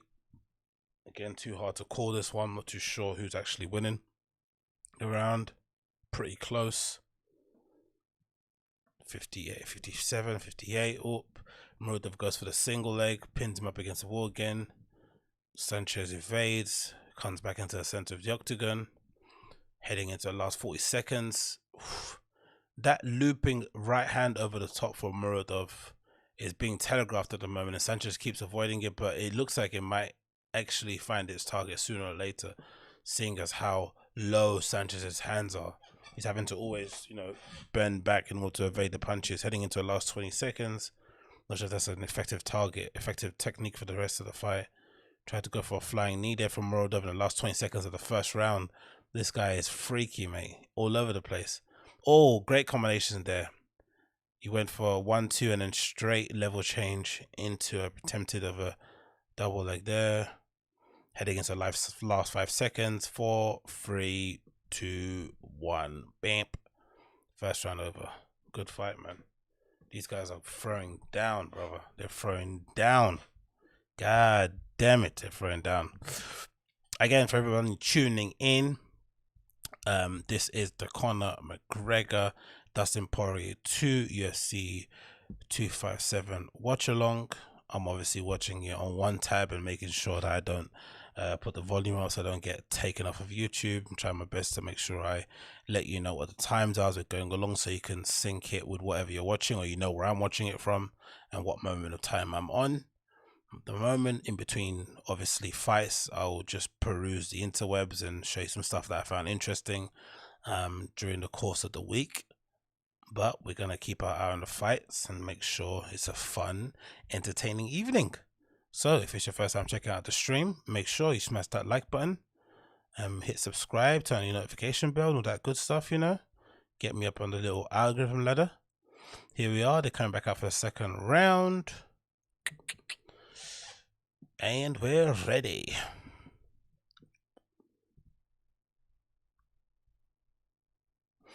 Okay, second round starts now. 4 minutes 56, 55, 54, 53, 52, 51, 0. Again, Sanchez commanding most of the octagon. He's basically pushing Muradov out onto the outside. But Muradov is really dangerous because he's a longer fighter. Sanchez having to cover a lot of ground to come near, but he's evading a lot of these calf kicks, and he's coming in with these weird sort of like jumping jab hook things to close the distance. And I guess Muradov is trying to then catch him on the when he does close that distance with a calf kick. Oof, Sanchez's left leg is pretty swollen up already as well. He's got a bit of a welt on the left hand side. I don't think he can take any more of those calf kicks. This is why he's probably either trying to check them or move up. A little bit of a crutch hit there, unfortunately. Accidental, it appears like. Taking a break. God damn.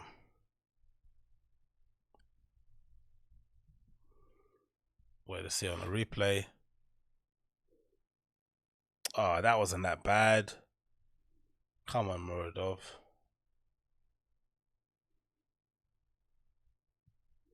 Yeah, that didn't look that bad. I think he's just trying to get a bit of a rest, to be honest. That wasn't that bad.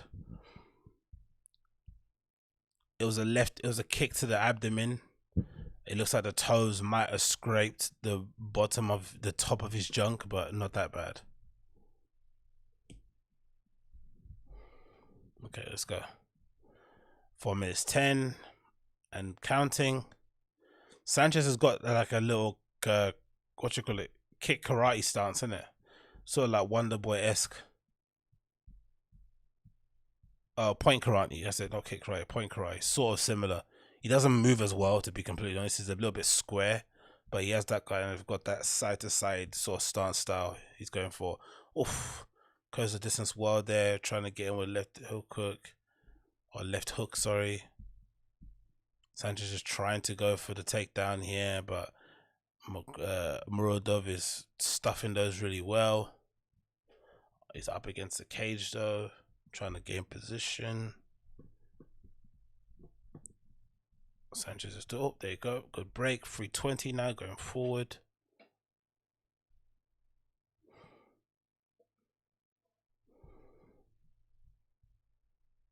Couple of jabs there for Muradov.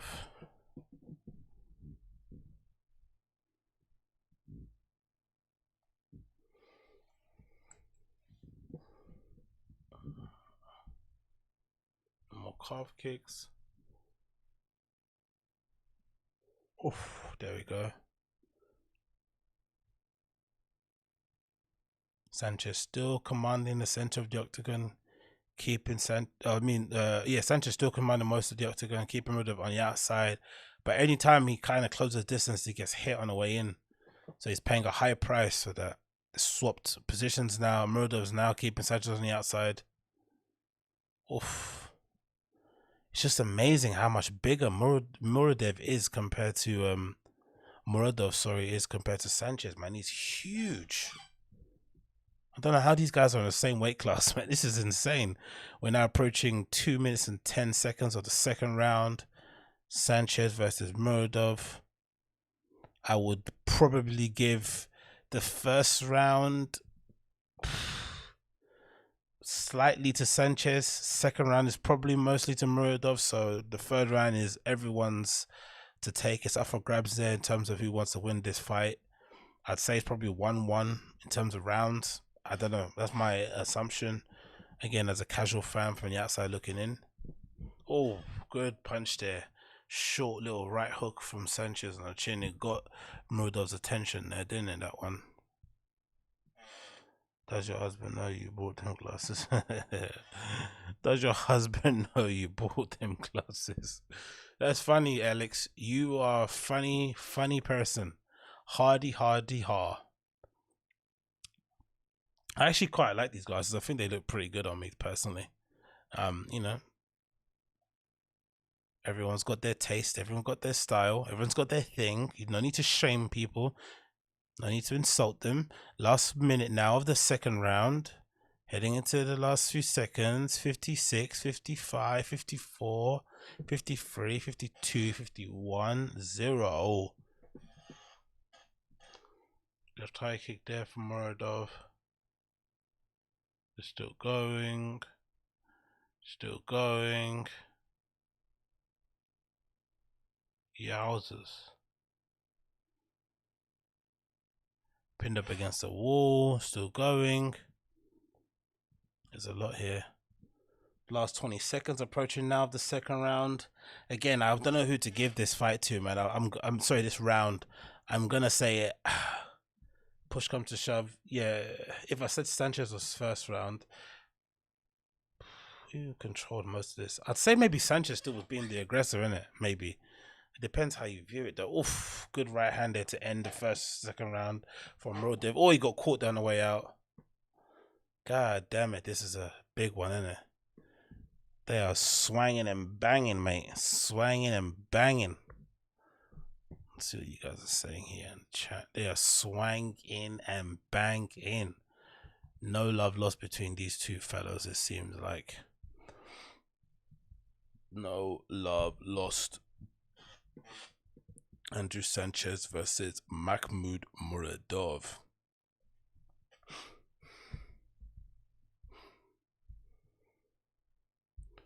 Let's continue here. Still getting some last instructions from the corner man in that.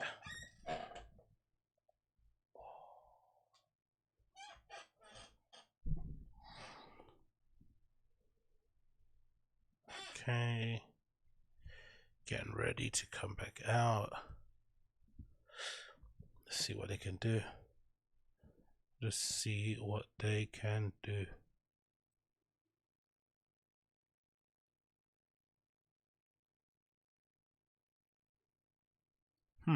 Let's see what can do here. Let's see what they can do going forward. This should be an interesting one. Last and final round, third round this fight. I'm not too sure how this sits in terms of rounds, but I'm gonna, like I said, I'm gonna say it's 1-1. Muradov has done a bit of damage on Alex Sanchez's Sanchez's left leg. Did he get rocked a bit there? Is he feeling something? Not too sure.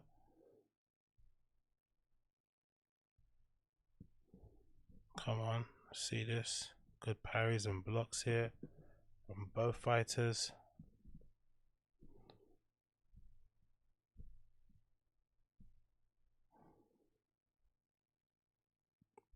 Both trying to gain control of the center of the octagon. Not much grappling or taking down. They're both stuffing it pretty well from each other.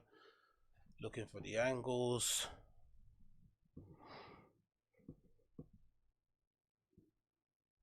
I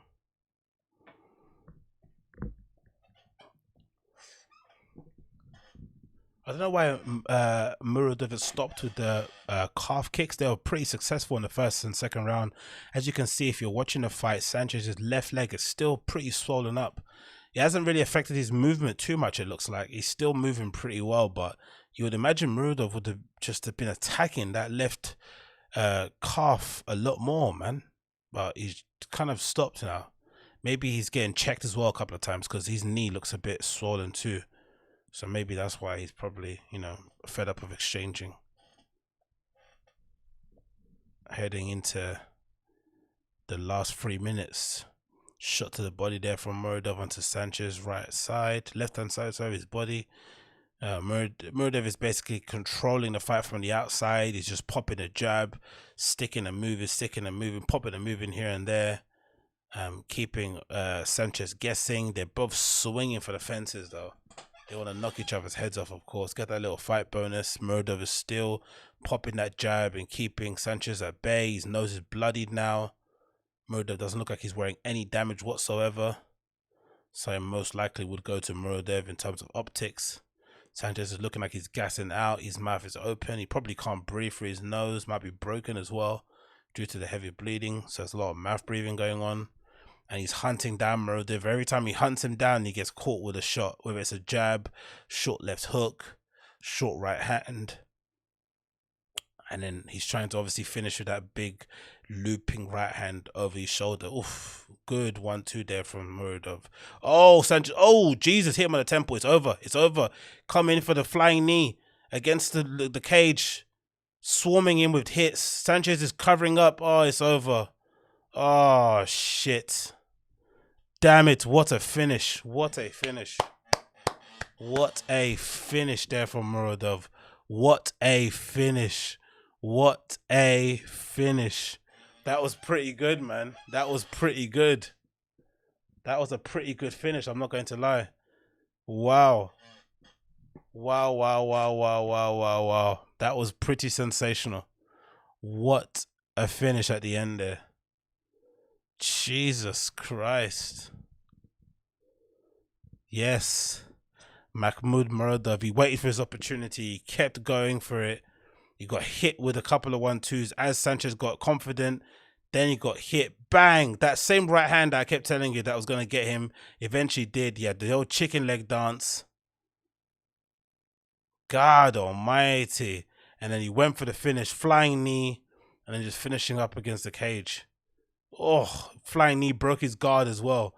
Left hand, right hand. Knee again to the face. Right hand, left hand, right hand, left hand, right hand, left hand. Unanswered punches.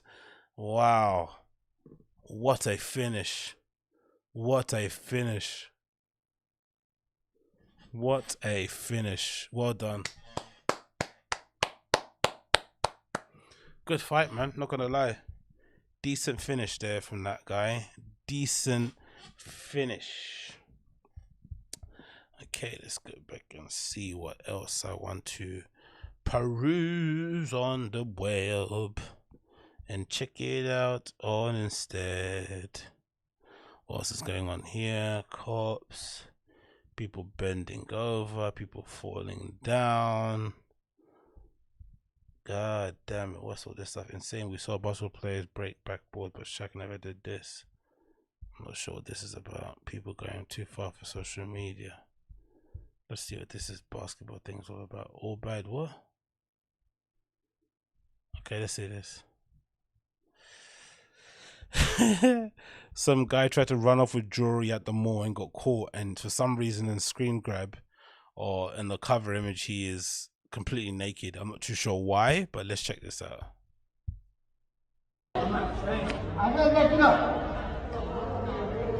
Holy shit. They're holding him by his trouser legs.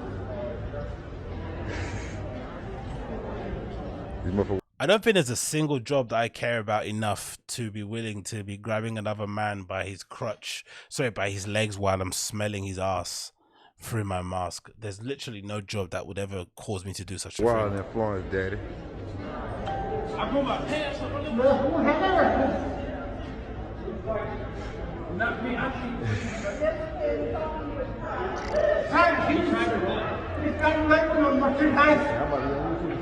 Daddy? Okay, try to run off with the jewelry. Imagine being that size of that guy and trying to run off with jewelry.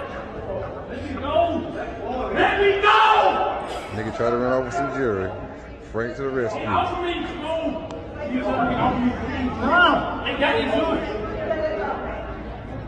And also, how do you let yourself get caught like that? Do you know what I mean? There has to be, again, these people don't have any. I guess when you're a bit of a dum-dum, you don't necessarily think things through. You just think first order principles, right? That's it. Whatever's in front of you, that's what you deal with. But surely there has to be an exit plan, a route out of this, some sort of contingency in place if X, Y, and Z goes wrong. But these guys, no bueno. Yeah, rip the nigga draw. Jesus Christ. They ripped his boxers. His ass is out. Now from out this motherfucker, I probably the real hot dog jewelry in there. Some real hot dog jewelry in there. What do you try and take, you reckon? A Rolex? Yeah. His ass is out. The security guard doesn't know what to do.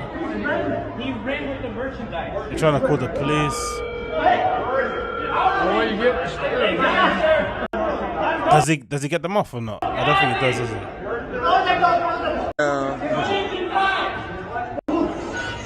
Oh, they closed the shutters of the shop as well. Jesus Christ, man. Just a whole bunch of nonsense. What can you do? What can you do? Let's go back here. Some of these people are flipping psychotic, man. I swear my life they are. Let's see what academics has posted. Anything new going on in the world of the hippity hop, the hop, the hip. they're still showing the replays of the Sanchez and Murado fight. Unfortunately, he's having to relive that ordeal again and again and again. Let's go back here and see if anything's popped off in the world of hip hop. What do we have here? Nothing new really for the most part. You got Enely Chopper here asking a very poignant question. I had 1 million views, 100 likes, and 16k comments, but yet YouTube didn't make my video trend. I'm highly confused. Okay. People complaining about their videos not trending. I wish that could be me. What else they have here? The youth teamed up with. I don't care about that. Another paid post. Not really much in it. I already fucking with you campaign, but stupid locked up in. Okay, cool. Kodak Black rocking with his former president Donald Trump. So I guess he's out doing his thing. Hopefully he stays out longer than he was out last time around, didn't it? We need Kodak, man. He's supremely talented. Pretty underrated and versatile artist in his own right. Of course, he's got Jackboy 2 on his roster, who's been holding things down since he's been in jail. So that should be pretty cool to see them two link up and maybe produce something and put out an album or two or something. That'd be pretty cool to see going forward. Let's go back to the fight card. People are getting ready. Peoples are getting ready. What else do we have here?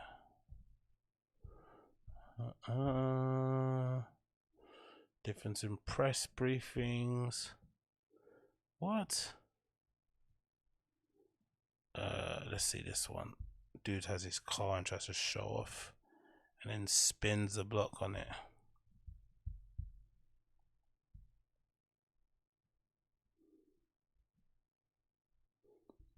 Come on, work. What car is that? Looks gorgeous. Some sort of BMW. Oof. Oh no! Oh man! Holy shit! That car is a complete write-off, isn't it? That is a complete and utter write-off.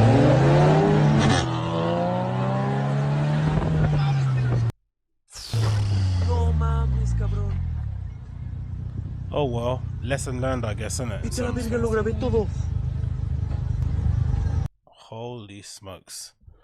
Let's go back to the fight. Let's see if these guys have come out yet. I think it's Jessica I next, isn't it? I'm pretty sure. It should be Jessica I. Let's get that fight card rolling back on. It should be Jessica I versus Joanna Calderwood next. Yes, it is. And then we're gonna heading to the main event very soon. It's gonna be about 5-ish in it, so that should be cool. Let's get that off the screen. Hopefully that doesn't show. Let's go to the chat, see what you guys are saying. UFC WhatsApp commentary, best live stream ever. UFC, yeah, thank you, mate. Thank you, Jay Beavis. I appreciate you, brud. Let's see what else has gone here. Who else is worthy of getting some attention of this God forbidden site of absolute bullcrapping? Let's see that one, and maybe what else do we have here? Bugs in the barber shop. What's this? If these ladies speak to Kevin, who's Kevin Samuels? I don't know who that is. Okay, let's see this. Let's put this up there on the side, and let's load these two. High-speed chase. Of course, we don't get many high-speed chases in the UK. They all tend to be footage from the US. I wonder why that is. Maybe it's just we don't have these long winding roads that you could, really let loose in. But they seem to have a lot of these in the US. Another one. Philip, yeah. Looks like this guy's losing control. Here he goes Oof. off the road, losing control into the bushes. This was just a matter of time. Somebody very distressed behind the wheel, losing complete control there. And now this has come. Did that person lose control, or did they think they were in a 4x4? And it's even more upsetting when they lose control of this and then they head off into the bushes running, thinking that no one's going to chase them or follow them. And there's a helicopter right above tracking their every movement. To a crash ending into some brush just off of Old Ridge Route Road. Again, a dangerous pursuit. Oof, the driver where they going? jumping out of the driver's seat, still running for it here, and he is now falling down this hillside. Again, he's going to get hurt here. He is. Oh is that a CHP no! officer or the passenger? That's a passenger that jumped out of the vehicle. So the driver Where they going? and the passenger fleeing the vehicle after coming to a crash ending here. And there's a now helicopter on sliding top, down just this like hillside showing everything. through the bushes, and we'll see. Where the if hell are they CHP's going? Helicopter manages to get into position here, and if CHP officers are able to They're navigate flying. the terrain. No chopper right now, but you could see these two running away from the vehicle down a hillside in basically the middle of nowhere, Phil. Jesus Christ, where are they going? Legitimately, adrenaline will do some mad things to you, innit? They can 7 miles per hour, 6 miles per hour. It's ridiculous. Where are they going? There's nowhere they can actually legitimately go, is it? They're climbing up the side of another ridge. They both look like they're completely out of breath. They're trying to go on some shortcuts. I don't know what miles per hour this is as they're climbing through the side of the mountain again. Like, where are they going, man? Just give it up, dudes. And I always wonder, what do these people do that they're so desperate to get away from the cops? Like, most of it isn't even that deep, is it? Maybe selling of Class A drugs. Maybe, you know, having in the possession unregistered weapons. But it's never like terrorism, you know, something involving children, serial killers. It's just like petty crime. So I don't know why they're so desperate to get away in this extent when it's not something that it needs.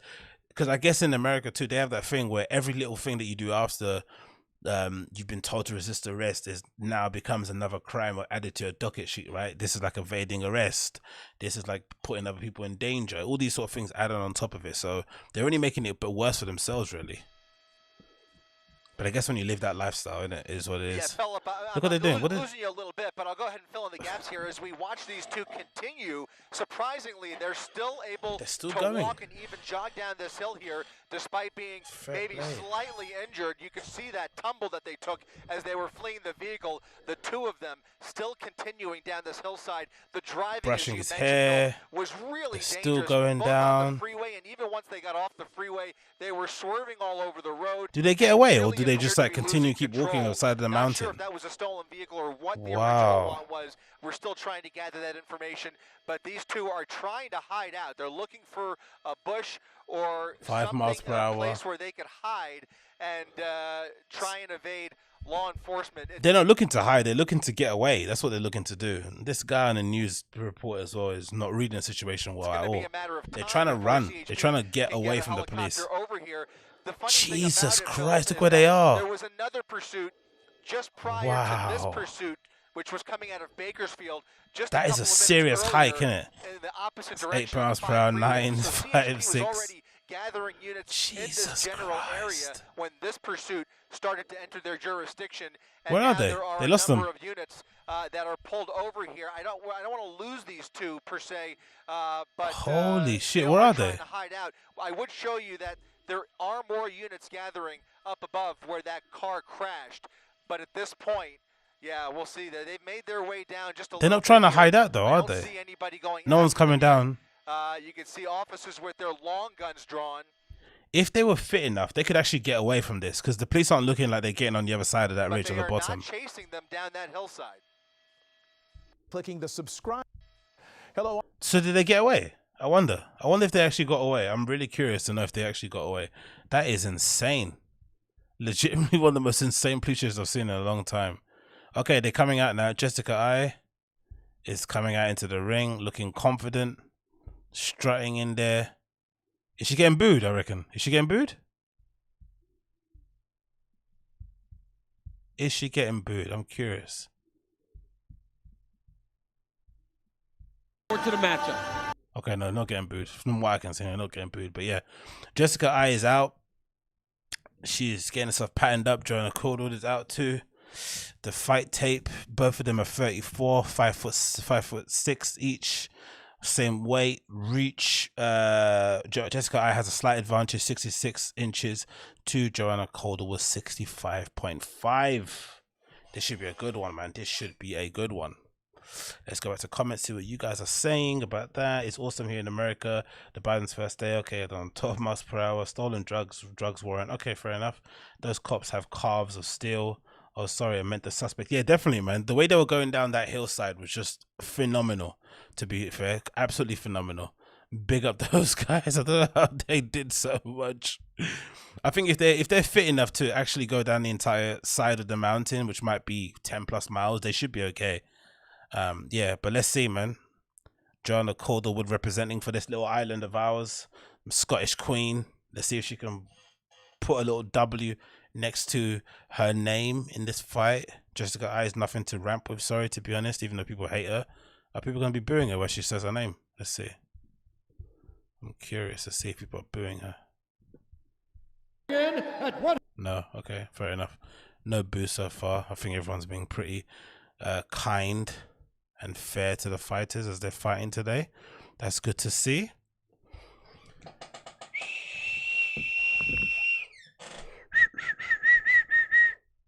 There we go. Let me get water. Bear with me.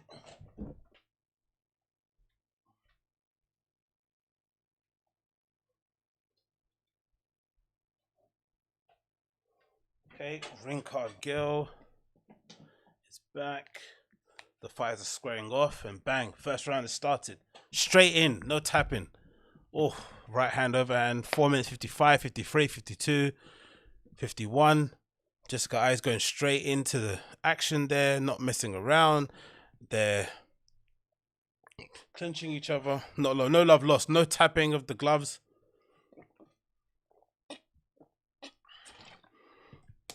This is going to end pretty quickly, I think, this fight, man. There's a lot of aggression and frustration between these two fighters. A lot of hatred, it feels like. This doesn't feel like a professional job. It feels like there's a little bit personal here. 420, 419, 418, 17, 16, 15 for those of you watching.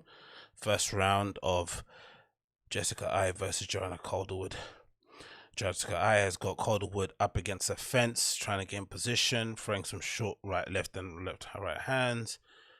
Joanna Calderwood gets back into the center of the octagon. The striking for both of these girls is pretty horrendous, to be fair. This fight shouldn't probably be on the main card, I have to be honest. The quality of striking from these two is pretty diabolical. This probably should have been a prelim fight. Just from my, mediocre MMA casual fan eyelids, this looks pretty poor in terms of level of quality, but it's going to be a lot of heart and grit from both ladies all the way until the end.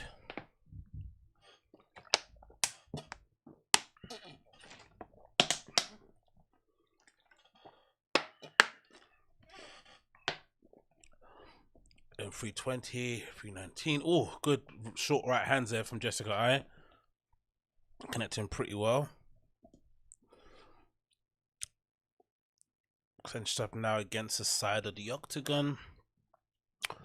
Jessica Ai is basically on the front foot a lot more than Calderwood. She's putting on the pressure. She's setting the tempo. She's kind of doing with Joanna Calderwood as you please as they come out of the clinch. A short right hand there. Well done. Calderwood needs to get into the fight a lot more. Start throwing, connecting, maybe gauging the distance a little bit better. She's getting ragdolled a bit here, it feels like, man. It's a bit one-sided so far in the opening exchanges.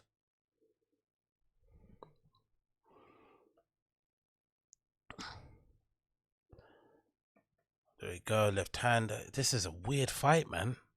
The way these two ladies are fighting is very bizarre.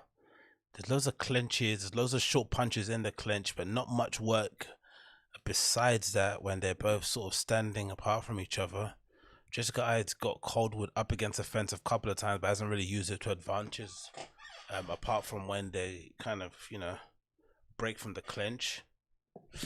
I don't know, man. This fight's a bit dodge, mate. Gotta be honest. This shouldn't have been a main card. I don't know. I don't really know why it's a main card. Maybe their rankings. I don't know, man. Odd fight to be on the main card of a UFC. It shouldn't even be a main card of UFC. It should be a fight night card, a fight night bout, to be honest. Now heading into the 1 minute 40 seconds. Jessica Ai has been the more busier of the fighter, I can say here for sure. Maybe it's first round jitters from Joanna Calderwood, but either way, she needs to get working a little bit. Should be get a bit more busy. It's good. Switch there, clenched knee from Calderwood. Going for the left high kick there. Ugh. These guys are pretty crap, man. I've got to be honest, man. This is a pretty poor fight. I'm not gonna lie. I forgot how crap Jessica Ai is, and I think, to be fair to both of them, they both started fighting in their, I'm gonna say, is it late 20s or something, right? They both actually started fighting professionally in MMA, so that's probably why they don't have the best of bases when it comes to what they're doing. It just looks a bit janky. Last 50 seconds of the first round. Jessica Ai is finishing pretty strong. Caldwood's trying to leave some damage on her too. Couple of the good knees there. Both of them are striking pretty well. When they separate from the clinches, they're doing pretty well in terms of throwing little left and right hands. Caldwood went for a little question mark kick there. Odd selection considering. Jesus Christ, the striking from these both women is horrendous. This is like me at Groupon, mate. Head down and just throwing punches, hoping for the best. Last 20 seconds from both. I don't know who to give this round to be completely honest. Pretty abject in terms of quality from both. Who's done the most damage? Maybe Jessica. Last 5 seconds.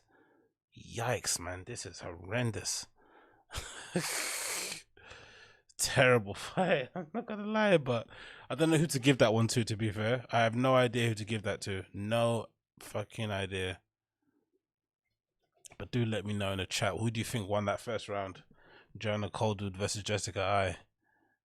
Definitely not the fan base. The fan base lost on that one. I think the fan base lost the ish. But again, maybe I'm wrong. Maybe I am wrong.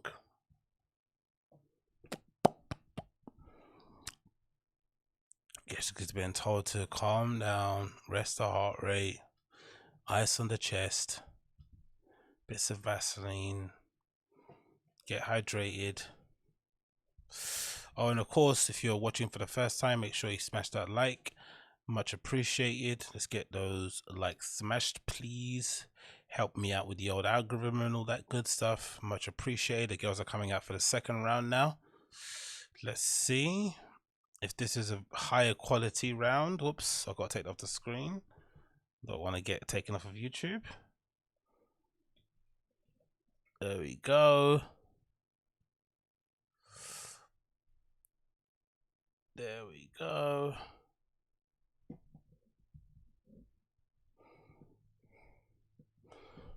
Okay. First 4 minutes now. Who says round one's 10-9 Calderwood? Really? People gave it to Joanna Calderwood. Close. Okay, fair enough. Good, close first round. Calderwood edges it slightly in 10-9. Everyone's giving it a 10-9. Fair enough. I thought I was going to give it to Jessica Ai because she seemed a little bit more busy out of the two.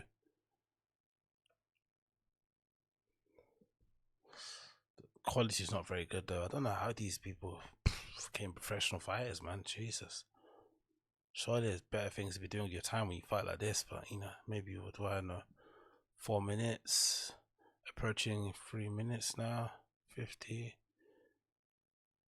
Not much action from both. Up, good little push down there from Joanna Calderwood. Gets back straight back up though. Good little T-kits to the stomach. Jessica Ai trying to go for the looping right hand. Calderwood's going for left hand and the knee to the middle. Don't know what she's waiting for here. There's a lot of closing of the eyes and clenching. I don't like what Jessica Calderwood's doing, where she sort of like puts her head down and then loops her hands over. She does some good knees on the inside there.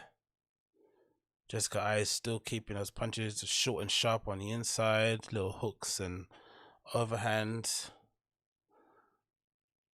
Ugh. What kind of takedown is that from Joanna Calderwood, where she's grabbing onto the back of the neck and then the back of the leg? But it's such from a straight position, just giving herself no angle or leverage to get it done. Such a bizarre way to try and take somebody down, isn't it? Ugh. Quality of this fight isn't that great, is it, to be fair? Still going. 2 minutes 50 now. Both fighters are pretty gassed out already by the looks of it. Jessica Ice probably got a little bit more energy from them both. She's still bouncing around pretty well. Calderwood's maybe picking the shots a bit more. Another inside leg kick there. Trying to go for a couple of more calf kicks, but not connecting. Again, going for that weird takedown where she grabs the back of the legs. Oh, good left kick there for the midsection. Little kick there to the front of the knee. Good little 1-2 in and out. Well done from Joanna Calderwood. Keeping the fight at a distance. What else is going on here? Come on, man. This is shocking, bro. Not gonna lie. 2 minutes. I think Jessica caught her there with the right hand. She was dipping onto the left hand side. Trying to get her to bite with her feints. Not really gauging the distance well. Either fighter, to be fair. Loads of missed attempts. From kicks to jabs to hooks to knees. And loads of missed opportunities here. No one's judging the angles really well. Or the distance whatsoever. Approaching 1 minute 35, 4, 3, 2, 1, 0. Still nothing from, I don't know what that little kick out from Calderwood was. That was odd. Spinning back kick didn't work either. Left hook there didn't work again. Yo, this fight is dog shit, man. I'm not gonna lie, bro. This fight is really bad, quality wise in terms of striking. Both these women are pretty average. Of course, they'll still knock my head off, clean off my shoulders. Do you know what I mean? And take my Oyster card. But in terms of UFC standards, Jesus Christ, this is shocking. In the clinch again.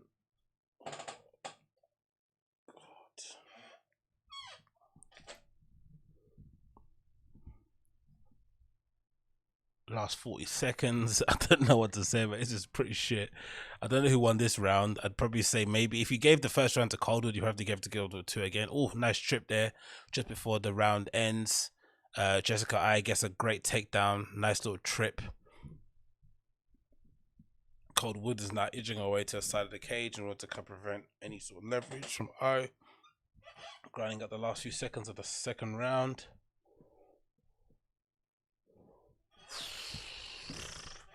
This is pretty shite, mate. I'm not gonna be honest. This is not the best fight from both ladies. First round is ending very soon. Couple more seconds. Bip. Second round's over. One more round to go. Please, for the love of God, may this fight end. This is horrendous. This is so bad. Holy smokes, mate. It's like watching two corgis fight. Yeah, exactly, isn't it? This is horrendous. I'm not gonna lie, this is horrendous, man. Absolutely horrendous. But again, don't blame them. It is what it is, isn't it? You have to fight what's in front of you. Two flyweights. Let's see the rankings of flyweights actually, because I'm curious to know why this is so shit. Is this for UFC or is this for everybody? Top women flyweights. Top women flyweight. Yeah.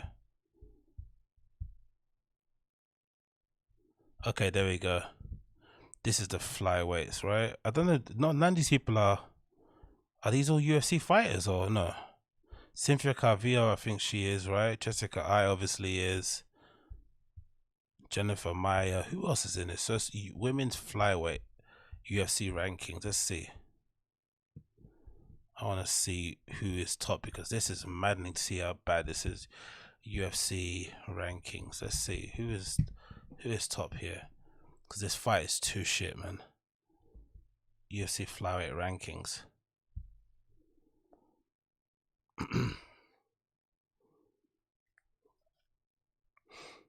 Or should I just go to the official UFC site and to check it out? There we go. That's a flyweight division. These women have no hope in hell. Valentina Shevchenko is number 1, of course. Then Jessica Andrade. Then Kathleen Chukagan, who I haven't seen before. Jennifer Maia. Lauren Murphy. Cynthia Calvillo, who's not that great either. So the drop-off from Shevchenko to just the 5th person is insane, isn't it? Look at all their records. Jessica I. Joanna Calderwood. Vivian Arejo, Roxanne Modafferi, who's another really terrible person to watch.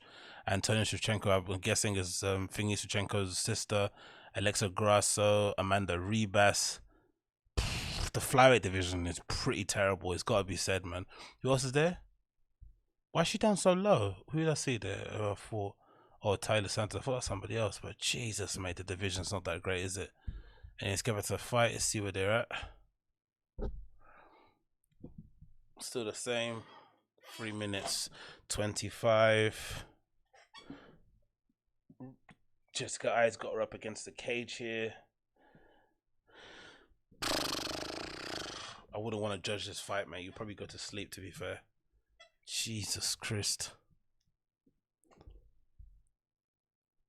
Jessica, I guess, is trying to make some sort of position on the side. Again, I don't know what she's trying to do. This is from my general amateur eyes, but I can't actually see what Jessica I is trying to do in this position. Is she trying to... What? What's she trying to do exactly? I don't really see it, to be completely fair and honest. I don't see what she's trying to get at here.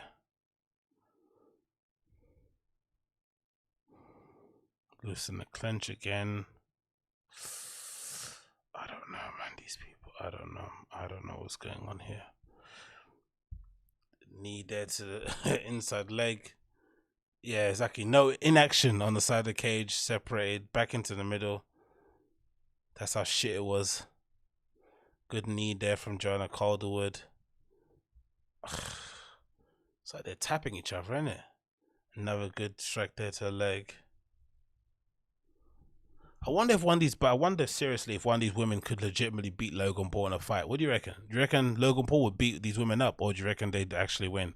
That's the... Maybe in terms of a boxing match he might win, but in terms of a straight UFC fight, or maybe he would because he can wrestle in it.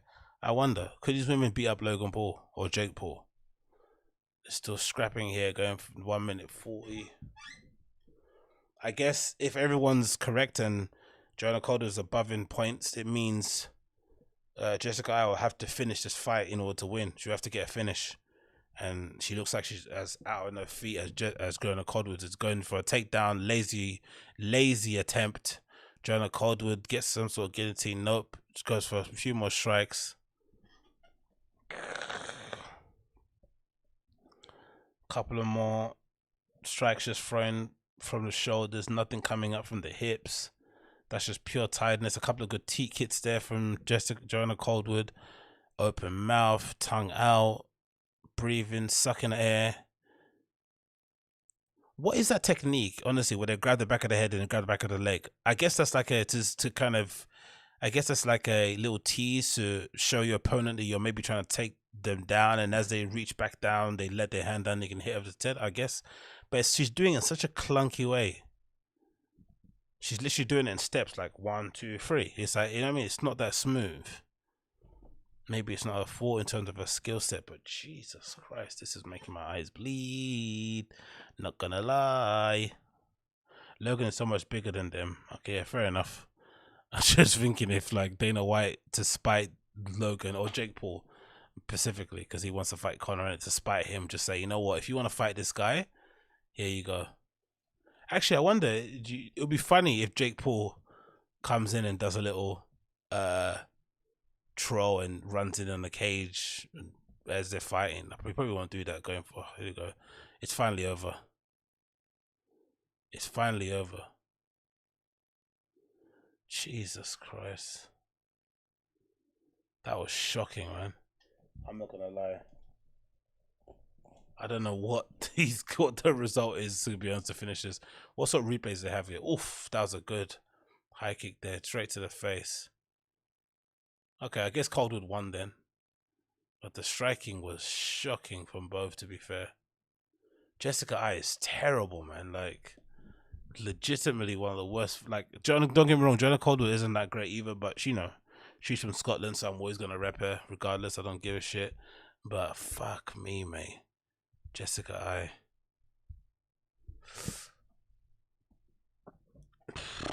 Oh yeah, Joanna Calderwood's striking numbers are way, way, way above it. Look at that. Look at that. Those are some big numbers. So yeah. I don't know, mate. Just let this fight be over, please. I'm over this when I'm done. It's over. Let's move on. I don't want anything. What's this guy keeps looking back to Bruce Buffer? She's trying to get an indication of what the results are. Just wait like everybody else, woman. God almighty, man. Okay, let's see here. Let's see. What's the results? Make this end. Please make this end.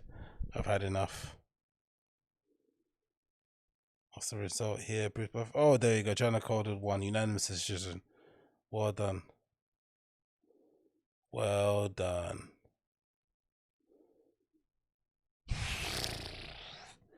That was horrible to watch. I'm not going to lie, man. Maybe one of the worst fights ever.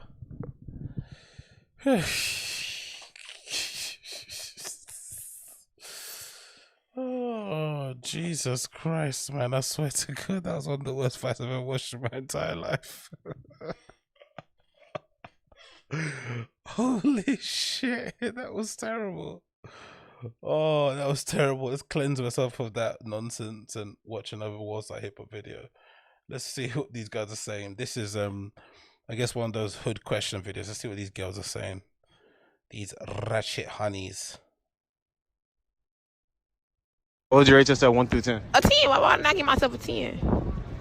Okay, so I guess he's asking these girls what they'd rate themselves as 1 to 10. Don't you find it very interesting that girls tend to? It's not similar. It's not the same with boys. But why is it that pretty girls always tend to stand next to an absolute ogre of a lady in terms of them being their best friend? I've always come to my belief is that they do it purposely so that they can look hotter. Because if you're mildly pretty but you stand next to your friend who's, you know, legitimately looks like a zero, then it makes you look like, you know, flipping Halle Berry in kind of comparison. But men don't tend to do that really often, do they? Because men don't really know how to judge themselves anyway. They don't know how to judge accurately, so they just hang out who they hang out with. There's no real it's not really a calculated approach. You're not basically selecting your friends off of their attractiveness level, right? You're not selecting Abercrombie and Fitch models to be your best friends. You're just going out whoever you can go out with. What about you? A 10. Nah, like be for real. A 10. Okay, on a regular, you feel me? Like if I feel like somebody else will rate me like a 8.5. Yeah, my mama a 8, a strong 8. I ain't gonna lie, a 8. But why would I not say myself an 8 in the dough? I mean, 10. But yeah, 8, of course. You know what I'm saying? Rate yourself, like. Right. Okay. Well, 10. Like my scale. Nah, like be for real. Like, I'm for real. I look good. I think I look good. I feel like I'm putting. Doesn't she look like that Pokemon? What was that Pokemon that sings? That blue one with the long hair. All right, a little bit. I want to pull. I feel like I got that shit. And her friend's wig is like, I don't know. It's all the way up.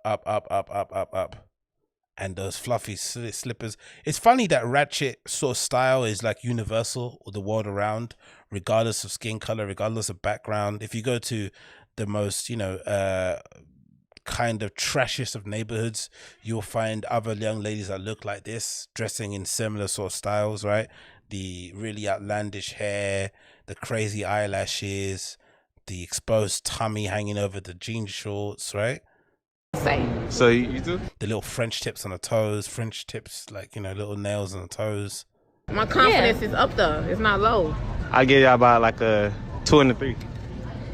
See, that's what I said. Is it supposed to go like this? I think I'm gonna go and then get some views or something, because I'll bake your ass. What? What?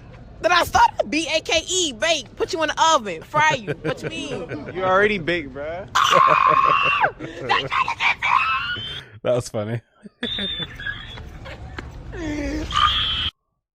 What kind of voice is that, though? Why is her voice like that? Jesus Christ, man.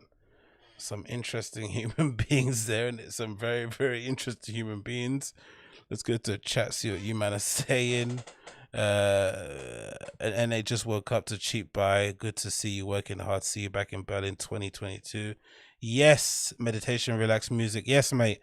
I'll be back in Berlin 2022. Guaranteed. Guaranteed, man. I can't wait to be back there, actually. I just can't wait to stand in the queue again. That's what I'm looking forward to. I'm looking forward to standing in the queue in the cold thinking whether or not I'm going to get into this place, worried if I'm a bit too drunk and high to get in, making sure I've got my keys and shit, making sure my phone's charged, and just hoping to get in so I don't have to make plans to go to another place and pretend like I didn't want to go into the first place. But yeah, 2022 for sure, back on the dance floors, man. It's going to be it's going to be so cathartic. It's going to be such a spiritual out of body experience to be back on the dance floor, closing your eyes, hearing the beat of the flipping bass. Part of me's thinking, right, part of my sort of idea and approach to it would be when the clubs do reopen to just go completely sober, like just go on a bit of a fast the day prior, just have nothing but water inside my body, and just go there so I can kind of tactically remember everything that I touch, feel, like get a whole sensory overload of an experience, and don't dilute it with any kind of substances or alcohol or anything. Just go there just to experience it for the first time fresh, so it's kind of sits deep in my subconscious. That's what I'm trying to do. I think the first clubbing experience, I would love for the first clubbing experience to be back in Berlin, but that's a bit far-fetched. Who knows? It may not be far-fetched. Because it actually might, because I read somewhere that they're having trouble getting orders of the vaccine approved in the EU, which is maybe one of the only benefits of us being out of the EU. We were able to quickly trial the vaccine and basically put into production very soon after its approval, and the EU is having a bit of difficulty. But if they do get back up and running before us, and there is a possibility for me to travel to a place like Berlin, or to a place like Paris, or to Amsterdam, or to Kiev, or to Tbilisi in Georgia, I would do it in a heartbeat, mate. I'll do it in a heartbeat, because if ever there was something that I needed back in my life, it's definitely the ability to go back on a dance floor, put my hands up like I just don't care, and wave them around. You know what I mean? So yeah, looking to go back there very, very soon. Cannot absolutely wait, mate. I really can't. What else do we have here? We have supposedly someone trained their dogs to pray before they eat. How the fuck did that happen? Is that real? Let's see this. Let's put this full screen.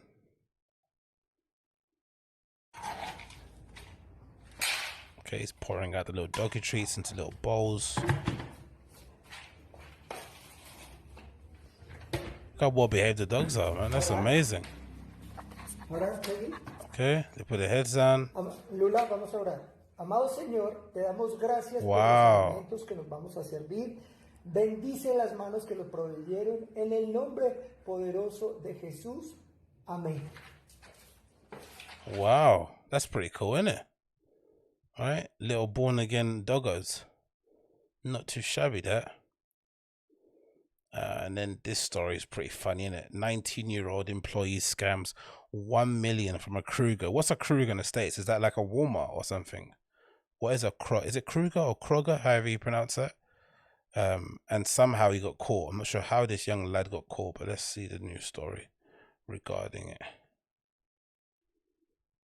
Now, new at 5, police say a Kroger employee pocketed nearly $1 million from the store. A Kroger employee pocketed nearly $1 million from... Why do they always talk about that?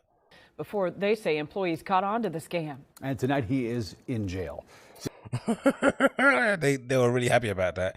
And he's in jail. CBS 46's Tori Cooper live at the Gwinnett Kroger with how the teenager was caught. Tori, what have you learned? Yeah, police say 19-year-old Trey Brown worked here at this Kroger before an employee allegedly discovered that he was falsifying returns. There's nothing worse than a colleague snitching you in it. Fair enough if your boss catches you in the, red-handed. Fair enough if one of your supervisors catches you, or superiors. As sometimes you have those supervisors who are the same age as you, but they get a bit of power.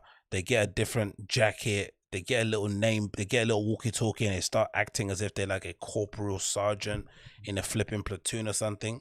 That can be annoying, but there's nothing worse than somebody that works the same shift as you, gets paid the same hourly wage, is denied holidays often as you are, deciding to snitch on you to their superiors because you're running a little harmless refund scam. Come on.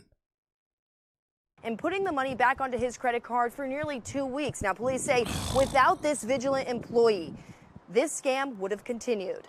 Wow. Okay, to be fair to the kid, to be fair as well, the kid should have stopped after the week. You don't continue doing a scam in the store that you're working in for 2 weeks.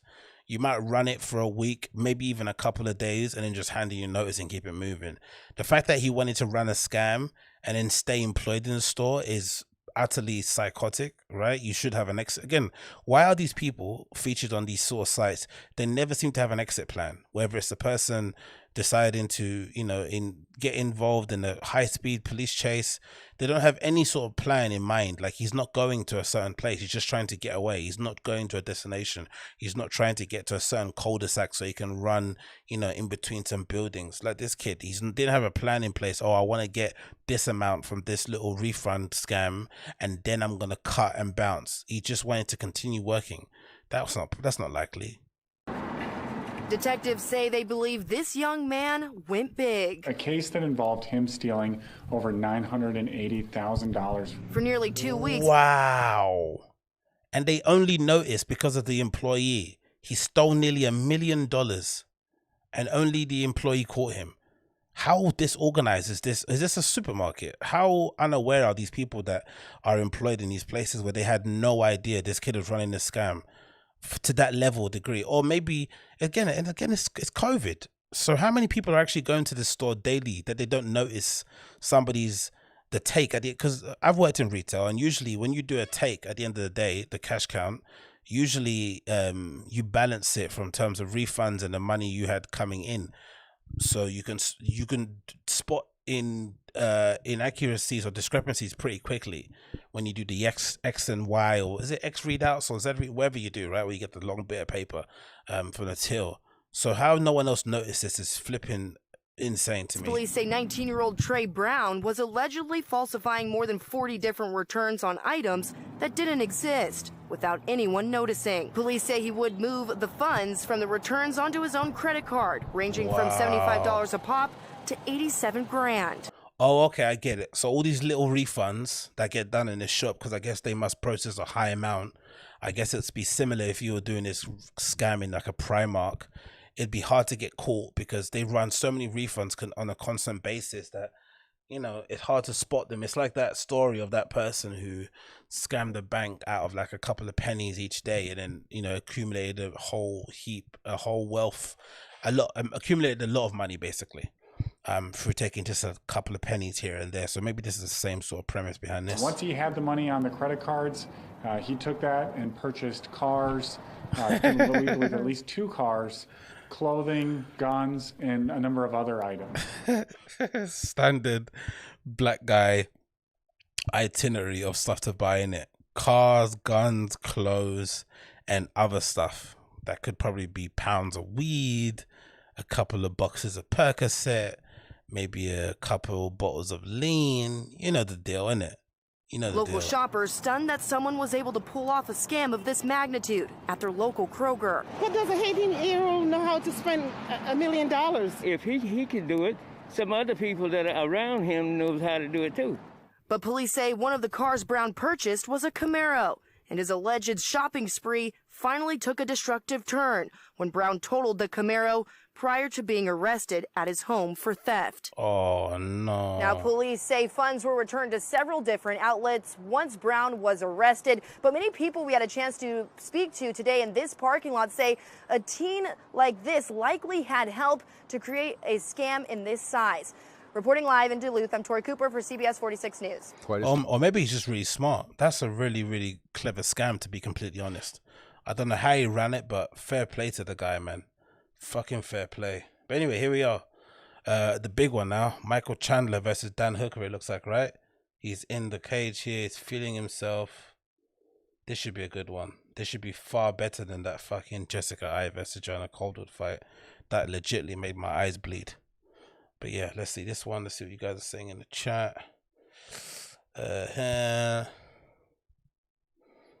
Here we go. Here we go. Michael Chandler versus Dan Hooker, right? Australian versus an American. Let's fucking go.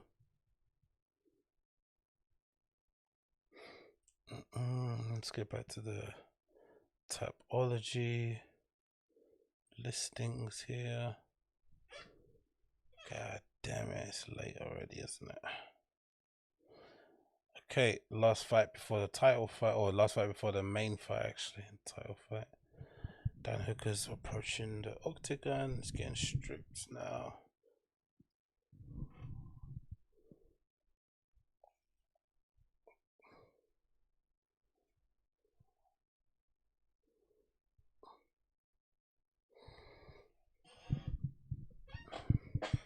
Applying of the Vaseline onto Hooker's face. Let's see what go on. Holy smokes. Holy smokes.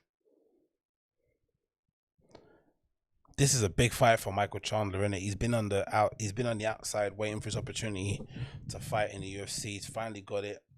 What is he now? Mid-30s and something, so this might be a bit of a last hurrah. We'll see if it's maybe too late for him. Is it gonna be the same sort of fight like what's his face?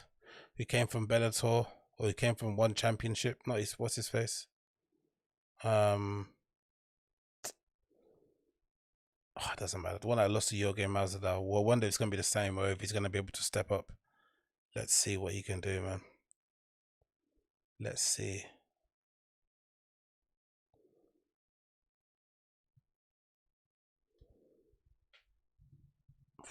This should be a good fight, man. This should be a good one. Michael Chandler's loving it, man. He's grooving and smoothing, looking up into the crowds, enjoying every moment of it, actually. Pretty good to see. Oh, Herb Dean is trending on Twitter for some reason. I'm assuming it's to do with the earlier fight that he didn't start, that he didn't stop, right? Where is it? Herb Dean debating on stopping the fight. Yeah, that's pretty funny. He's seen this. Look at Herb Dean trending. Herb Dean stopping the fight. Herb Dean, what are you waiting for? What's that? What are you waiting for? What's that other thing? Punch him one more time. Make sure he dead. That's funny. More. Herb Dean trying to decide to start the fight. Oh, God bless. Anyway, let's get back to the fight. Boom. First round, right?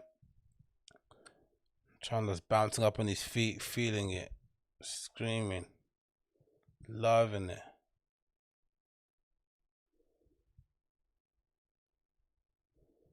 Let's go, let's go. Let's go.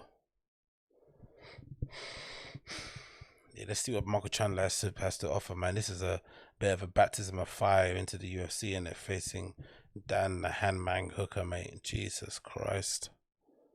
They don't fuck around in the UFC, they don't give you any easy gimmies, mate. Straight into the lion's den.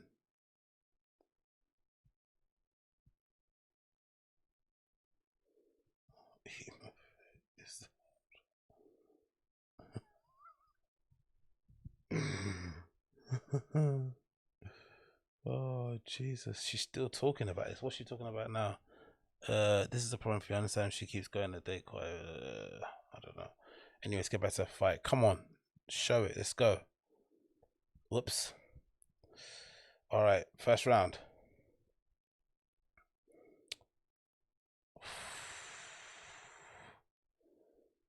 See this. Okay. Chandler's keeping Hooker out on the outside here. Chandler's much smaller than Hooker. Quite clearly the range favors Hooker in this fight. Chandler's gonna have to get nice and close. Bounce in and out. He's feeling himself, trying to get those adrenaline out of his body.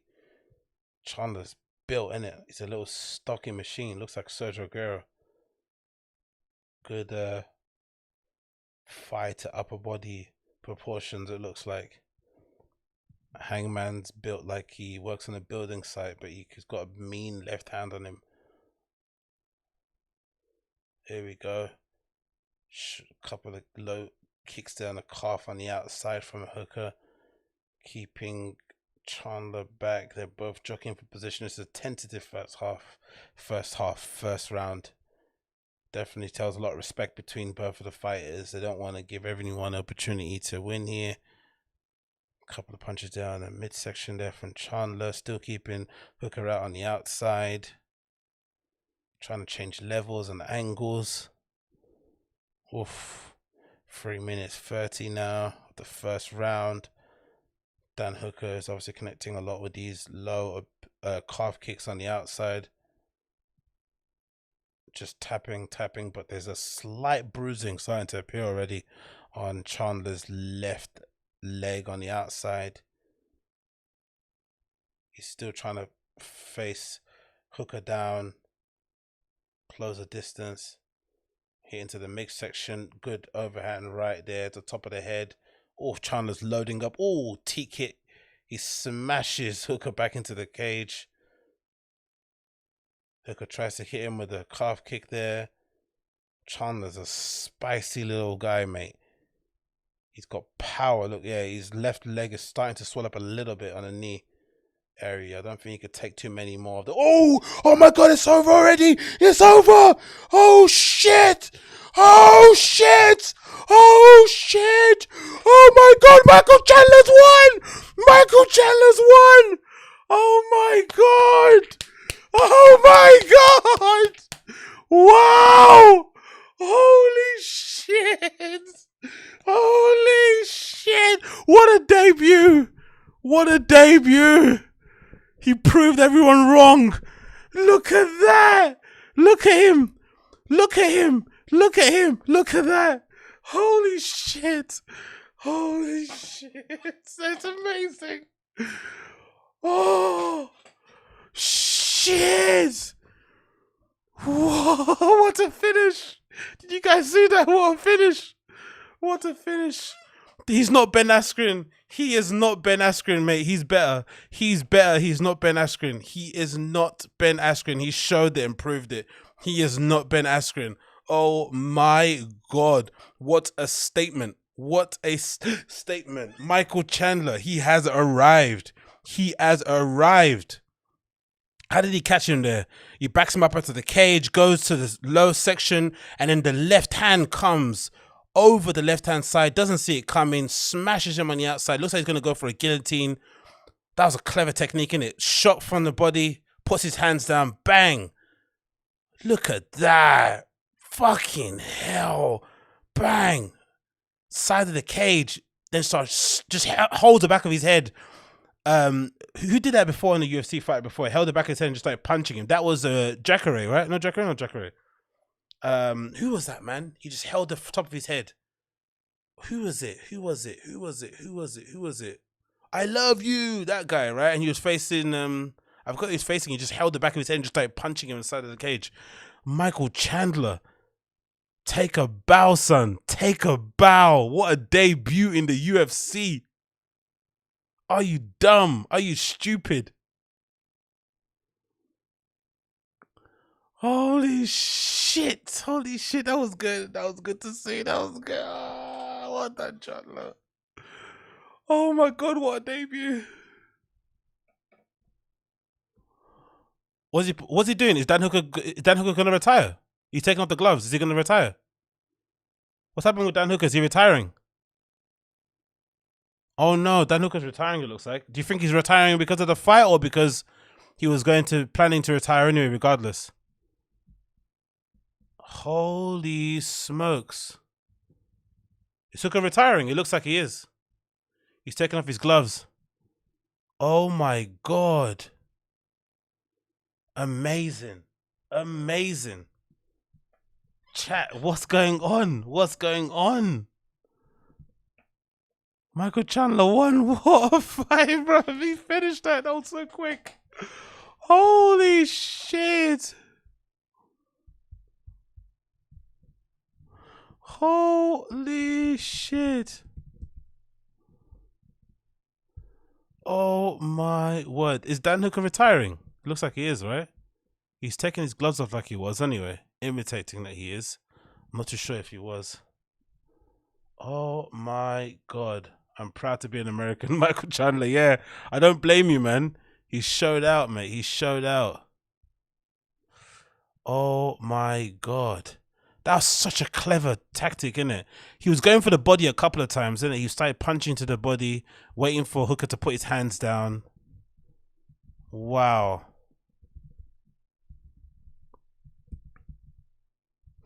Wow. Wow. Wow. That was really good, man. I'm not gonna lie. That was really, really good. That was a really good finish. Like, legitimately a good finish. Super, super impressive. Super impressive. Ugh. Let's see, UFC 25. What's that? Is it here? 25. Come on, load. Is he retiring? I think he is, right? Okay, it's a fight. Is Hooker retiring? That was so good, man. Well done, Michael Chandler. God damn it, he proved him wrong, innit? What a finish. Excellent. You love to see it. You love to see it. You really do love to see it, honestly. You love to see it, mate. Cheers, Tron, man. No worries. No worries. What's good, Steez? Louise? What's good? Oh, mate, that was good, man. That was good. I'm not gonna lie. That was good. That was very good. Very enjoyable. I'm coming. What do you say? I'm coming for you. What's it coming for? Oh, there we go. There we go. There we go. Mate, that was good. Did Hooker retire? What did he do? Look at that, man. Went to the body and then bang, the left hand as he's coming across the other side. Jesus Christ, mate. Great work from Michael Chandler. Oh, look at that backflip from the top. So good. Oh, you love to see it, man. You love to see it. Little American dynamo, mate. He is dynamite. It's just mad fast twitch muscles in that body, innit? Jacked to shit, ready to go. Dustin Poirier getting amped up in the back of the room here, ready to go. Conor McGregor getting pumped up as well after seeing that. Flexing for the camera. There we go, Dustin. Oh, Conor's got a baldy. Clean shaven. Beard still on. Ready to go. That was good, man. That was good. I'm not gonna lie, man. That washed away the sins of that Jessica Ai and fucking Joanna Coldwood fight. I'm sorry, I keep going on about it, but that was diabolical, mate. That was like something you'd see in your high school somewhere. I swear to God, that was something you'd see in a Muay Thai class on the weekend. You know what I mean? Like, bloody hell, those two are terrible. But yeah, you know, yin and yang with the UFC. You get sometimes good, sometimes bad. What can you do? Oh, fuck me. That was good. That was incredible. Very entertaining. Where's the Thick Boy merch still, Dana? Yeah, true. Where's the Thick Boy merch still? It would be hilarious if he you know, it would be actually hilarious. You know, you can't do that, innit? I was going to say, if one of the fighters came out in Thick Boy merch, but they can't do that in the UFC. You have to wear the Reebok deal stuff that they have there. Can they do that in Bellator? I'm assuming they can. You can come out your own gear. Maybe Brendan will end up sponsoring somebody from Bellator to wear the Thick Boy merch when they're coming out to fight. Who knows? Sheesh. Again, for everybody watching, new and old, make sure you smash that like for me. Get those likes up for me. That would be much appreciated. That would be much appreciated. And of course, if you like what you hear, feel free to subscribe. Click on that link, get involved, all that good stuff. Much appreciated, man. Oh, but here we are, man. Main event is just about to start. No, but not about to start, really. It's still got a long way. A few more minutes for that to begin. Oh gosh, mate, so entertaining. That was a good fight, man. Not gonna lie, Michael Chandler pulled it out there, out the bag, out of the blue, surprised everyone, and showed them what the real dealio was, bruv. Wow, so impressive. God damn it, man. Punch to the body, brought the hands down, and then bang, left hand came out from nowhere, from the back. From the back. What else is going on here? What else we going on here? People arguing on Clubhouse just by a house because of what? There's a Brooklyn serial killer court, really? What's this about? NY Daily News. Let's see this. I wonder how are they catching these people nowadays? Maybe because of I would have thought this sort of stuff would have been impacted quite heavily with COVID, you know, regular police work. But I guess not. This is a story here from New York Daily News. Let's see if I can get this up to load. Let's get this off the screen. What's going on here? Let's go quick for the link. Come on, load up. The guys aren't out yet, are they? Oh, it's not gonna load for me because it's a flipping outside of my market. Anyway, it doesn't matter. What does it say here about this guy? Come on.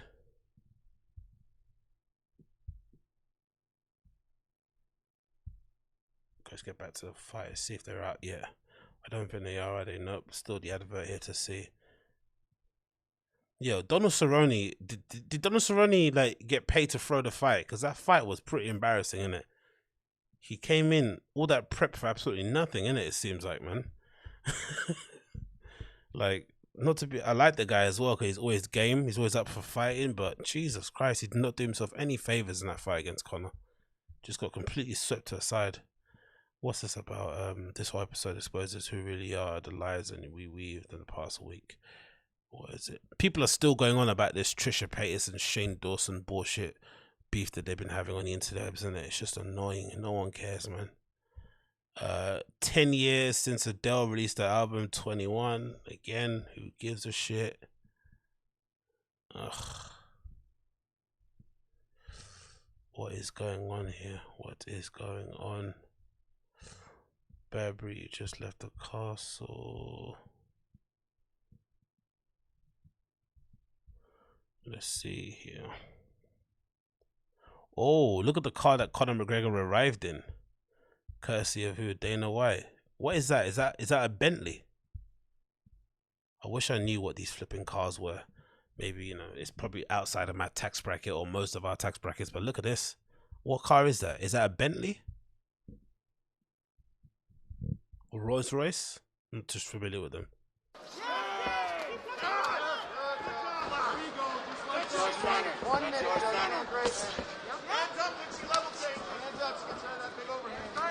What is that? Wife coming in. Is that a Rolls Royce? Oh, his wife is pregnant again. Nice. They're popping out they're coming. They're definitely an Irish family, innit? They're just getting with it, mate. Getting with the action. God. Okay, there we go. Conor's coming out now. Flag in tow. Oof. Oof. Oof. What are people saying? Mate, it's a Rolls, isn't it? Isn't tough. I'm not that familiar with cars. I'm sorry, my friend. Cars aren't my forte. I'm not really that you know, familiar with it. Mate, it's a Rolls. He walks the world, be studied by the doctors in the future. Height for my man Dustin. Yeah, so who you guys got one last time before the fight kicks off as Conor takes off his socks, which will probably be auctioned off in no time. Who do you guys have in this fight? Who's your winner? Let me know in the comments. Let me know in the chat. Who do you guys think is going to win this? I've still got Conor probably getting a knockout in the first round. But let me guys know in the chat. Who have you got to win this? Does anyone here give Dustin a chance to avenge his first loss? He's obviously a far better fighter than he was the first time around. But Conor's just a magician in there, isn't it? So Let's see. But let me know. What do you guys think? Who do you have? Conor or Dustin? Conor or Dustin? Uh-oh. Look at that. Main event time. There we go. Circling the octagon, centering himself. Jeez. This should be a good one.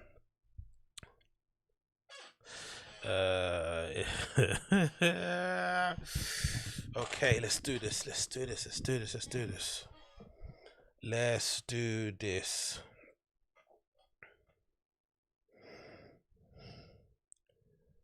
Okay. Here they are in the octagon, getting ready, centering himself, loosening up those ankles, bouncing from spot to spot. Bish, bash, bosh. Jab, jab. Let's see Dustin coming out now. Let's see what he's saying. Conor eating it all up.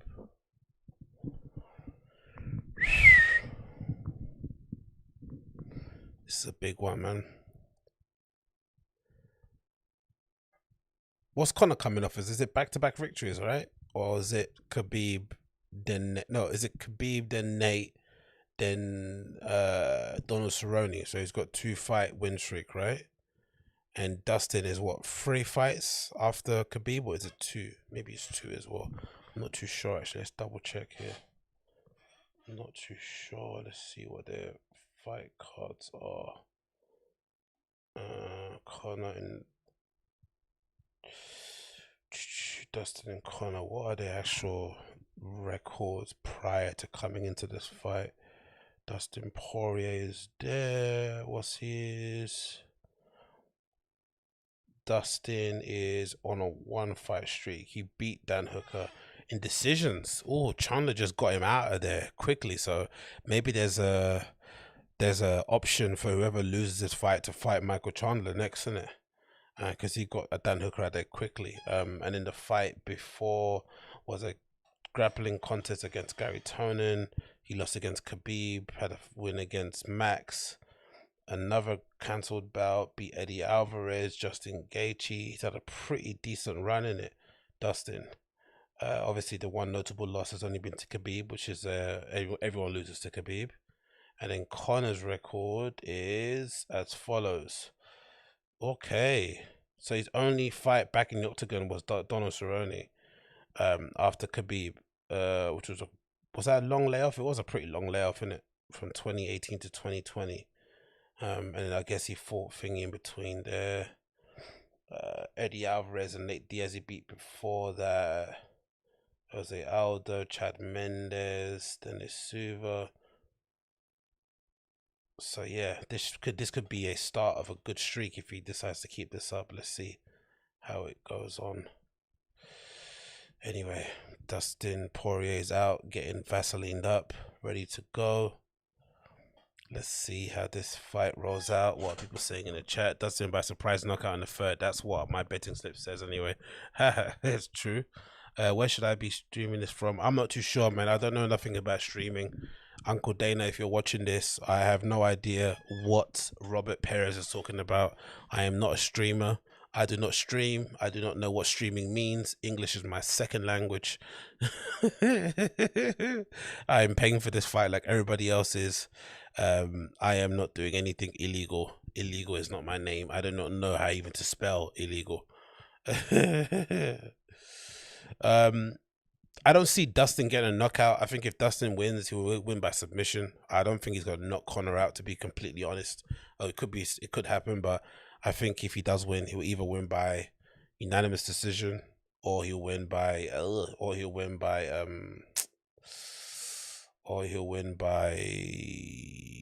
knockout, unanimous decision, or submission.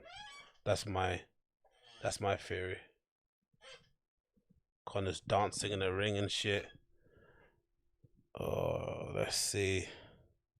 America versus Ireland. There's a lot of synergy and history there between the two countries. Some of it a little bit, you know, uncomfortable, but we'll save that for another day. I need to get into political geopolitics talk now at the moment. Holy smokes. Okay, brief buffers, introducing them at the moment, pacing up and down. A lot of respect between them both though. Conor just spotted Dustin again there, a little handshake. It's just, you know, a good old bout between two professionals in the octagon. Herb Dean is doing his officiating this one as well, so let's see if he lets the violence erupt for a long time. Oh, here we go. Objectively, two very handsome men in their own right, isn't it, right? Dustin Poirier is a bit of a dime piece, isn't he? Good old Dustin.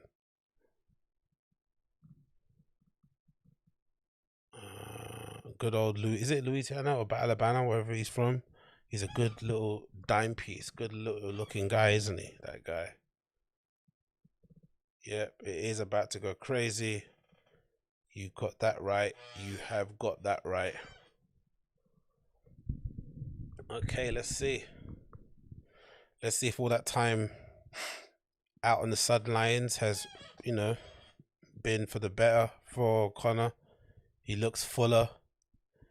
But then, you know, Dustin's been more active. He does look good as well. He looks focused and ready to go. Let's see what the deal is, isn't it? Let's see what the deal is.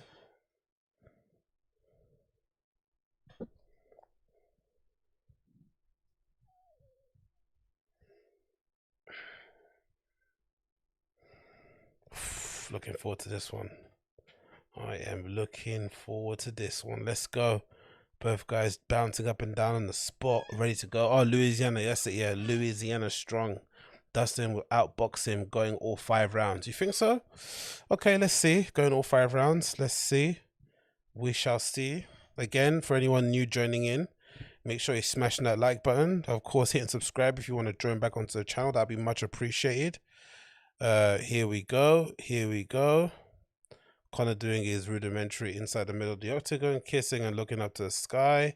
This is martial art exhibition fight for all purposes. Let's go. Let's go. Uh-oh. Here we go. Here we flipping go. Okay. Oh, bloody K. Here we bloody go. Brief Buffer's just introducing Dustin Poirier now. He's flexing, giving these all, bouncing up and down the spot, clapping, getting his juices running, adrenaline going. Let's do this. Lifting up those hips. Let's go. Okay, lights back on again. Let's go, Herb Dean. Giving him the last bits of instructions. This should be good, man. This should be good, guys. This should be good. This should be a good one. Oh, I'm nervous. I'm nervous. Okay, let's go. First round. Gonna get this on the big full screen and do a little countdown for both of you guys. Separate the fighters. Bang. Oh, not starting. Let's go. Closing this distance. Boom. Oof. Left hand already from Conor. Sharp. Sharp. Left kick there from Dustin. Ready to go. That left hand is ready to flow from Conor. He's keeping Dustin out on the outside. Evading the calf kicks. Left hand again. Oof. He's opened up a little bit. He's got to be careful. I think Dustin might have an opportunity there if that left hand gets down from Conor. Be very careful. Dustin is no one to play with here. Inside leg kick there from Dustin. Very well done. He's going to slow Conor down with those if he keeps up going. Or he's going to take him down straight away. First successful takedown there from Dustin Poirier. No fucking around. I'm loving this approach. Wow. I never expected to see this. Completely mixing it up, innit? Not giving Conor any time to get into his flow when it comes to striking. Great to see. Great to see. Incredible, actually, to see. Keeping him down, keeping his hips up.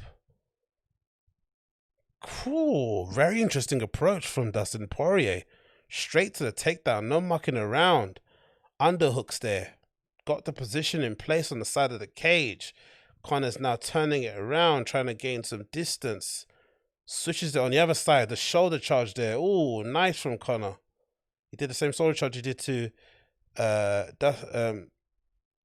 Cerrone. Oh, again, another one of those shoulder hits. Great technique there. Well used. Oh, shoulder, elbow over the top. Dustin turns him around, puts him back on the side of the cage. Jesus. This is a good fight already, mate. Knees there into, oh, nice short left hand there on the inside. This is a far closer fight than it was the first time around, for sure. Dustin's a far more improved fighter, you can tell. Maybe caught Conor off guard a little bit, to be completely honest. Dustin's controlling the first parts of this first round very well. 255, 254, 253, 252, 251, 250. Dustin's got Conor pinned up against the side of the cage. Conor's trying to control his wrist to get some leverage to, I'm assuming, get out of this position. Dustin's got one of his legs wrapped around, I'm assuming, trying to take him down with that single leg, I'm assuming, underneath the bum. Is that position he's trying to do, I assume? Grappling position there. Wow, a super interesting approach here from Dustin. He's just going straight to the grappling. Oh, another shoulder strike there to the face. That's got to hurt. Dustin copying him there. Oh, they're exchanging shoulder strikes. Interesting. They're talking to each other here. Oh, stamping on the foot here. Okay. Interesting approach there, isn't it? Very interesting approach from both. Oh, trying to let go and create some distance here. Nothing is actually blowing there. Dustin's trying to get him again with the shoulder strikes. It's not really connecting the same way. 1 minute 44. Interesting first round of the fight, isn't it? Good elbow out there, out of the clinch. Let's see if they've gassed themselves up again here. This is a good fight from Dustin, man. He's tied up Conor in knots here, and maybe he's got him all pent up. Oh, he's gonna keep going for that. He's already got it in his head as well. Great approach from Dustin. He's got that takedown in Conor's head. Oh, good hit, good right hand. They pinned his head back a little bit there, and he felt that one. Oh shit! Come on, Dustin, keep yourself in this fight, brother.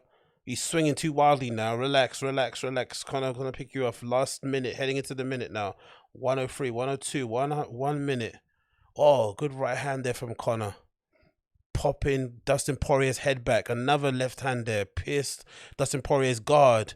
Careful. Oh, good hit there. Dustin got him there with the left hand. Another good calf kick on the outside from Dustin Poirier. 2 good punches there from Conor.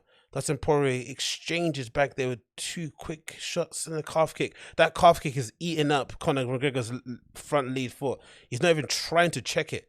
He's just absorbing it. Last 30 seconds of the first round. Very good fight so far. Oh, yes. Oh, careful. Spinning back kick there from Conor McGregor nearly landed. Last 15 seconds of the first round. Very well and balanced fight here from both fighters. Smashed him on the side of the ribs. Oh, Conor's spiking it up there. Let's see second round. Boop. Good round. Good round from both fighters. Jesus Christ, what do you guys think?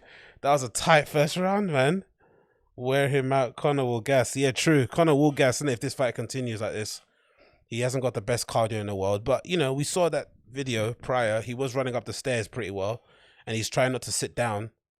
He just wants to breathe, get that oxygen in his lungs. Dustin's looking good though. I like that he went for the takedown in the first minute, man, of that round. That was insane. The first phase, I didn't know he was going to do that. Very interesting approach from Dustin. Boom. Oof. It is nose broken. Jesus, good elbows there on the inside, isn't it? Was that first round go to Conor, or does that go to Dustin? Yeah, that was the one that got his attention. That punch there got his attention. That right hand. Let's see, second round now. God damn it, that was good. That was a good one. Okay, second round. Both prepping. Dean gets them involved. There we go. Second round. 4 minutes 57, 56. Oh, outside calf kick from Dustin nearly took Conor off his feet there. Conor returned back with 2 straight punches. Still got Dustin on the outside. Those calf kicks are really eating up Conor's legs, man. He's not even trying to check them. He should be trying to check them, to be fair. He's getting spun around. Oof, good calf kick down the outside from Conor. Answering back there to Dustin. That's Dustin again, still getting him on that calf kick. He's eating up his right standing leg. Oh, he got him with that left knee, grabbed it, timed it perfectly there, to be honest. He's going to fuck up Conor's mobility. He's going to have to switch stances. He's biting a bit as well. Dustin's takedown is really good because he's biting. What's this? That's the first fight for lands a better shots and takes the first 10-9. Oh, this is close, man. Those calf kicks from Dustin are really chewing up his Conor's standing leg, to be fair. Doing really well. But then he's getting pinned up against the side of the octagon. He needs to earn some, not earn some respect, but he needs to get some dominance back in this octagon a little bit more. Moving to the middle as he is now. He's moving back into the middle of the octagon, Dustin. He's not getting bullied back to the back of the cage. Good. What's he doing there? Okay, well done. He's still getting pushed out to the side of the octagon, it feels like. Oh, good again. Left hand. Oh, Jesus Christ, he's getting hit very, very well with that left hand. Good. Dustin's moving pretty well here, to be fair. He's absorbing a lot of Conor's best punches, it feels like. And I don't think Conor's felt everything that Dustin has to offer. So maybe this assumption that if he gasses out, Dustin will win is maybe true. This might have some truth in it, man. If Conor doesn't get him out here early. Oof, he's missing a lot of punches, it seems like, to be honest. Oh, that was a good left hand. He felt that one there. Oh, he's flinching, he's biting there a little bit. Okay, cool. He's swinging a little bit wildly. He switches it. Nope. Oh, he's connecting pretty well there. Look at this. Look at this. Dustin Poirier. He's got Conor back onto the cage. Oh my God. Oh my God. He knocked him down. He's knocked him out. Oh my God. Oh my God. Oh my God. Oh my God. Oh my God. Oh my God.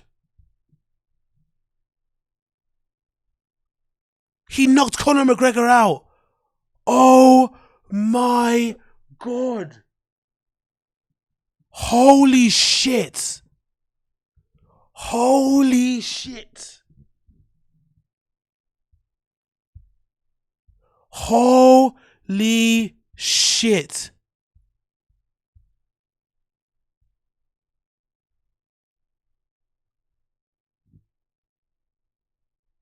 He knocked him out.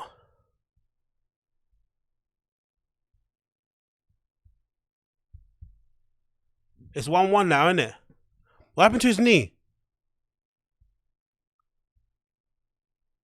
Did he break his knee or something? His knee gone? Conor's knee's gone in it or something, right? What's happened to his knee? Oh my God.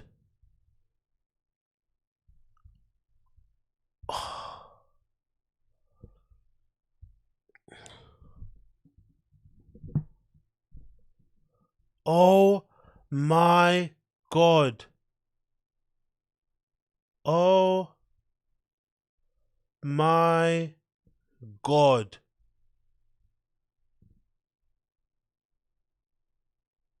Jesus Christ. I'm left. What did Conor's knee go? What happened to his knee?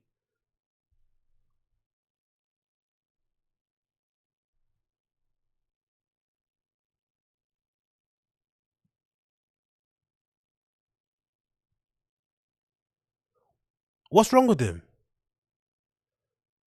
He got absolutely pummeled. Jesus Christ. What happened? Okay, got rocked there with that left hand. Dustin Poirier won.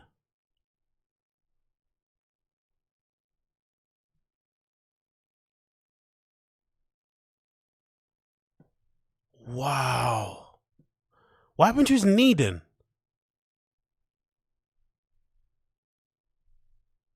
Holy shit.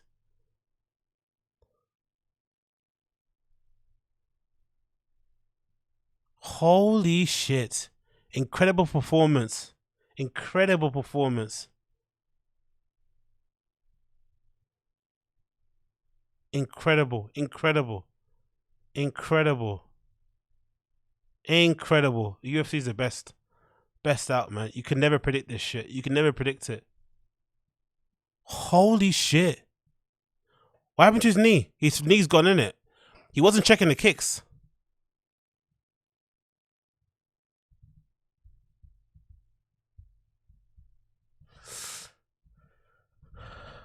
Anyway, that's the end of the that's the end of the stream, mate. That's the end of the stream. We're done. Oh god, yeah, we're done, guys. Yep, it's over, mate. That's the end of the stream. We are over. We are done. So who does he leave in the Rolls? Does he leave in the Rolls Royce? Robert Perez. Does he leave in the Rolls Royce? That's a good question. I don't know.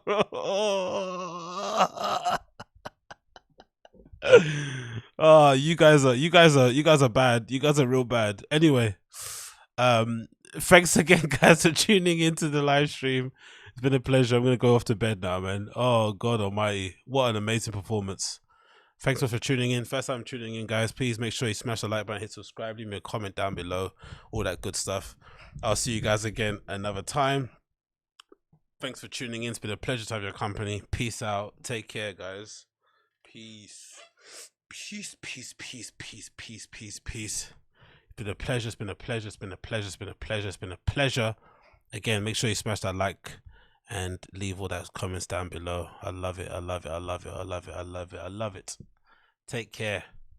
Easy. Oh, man.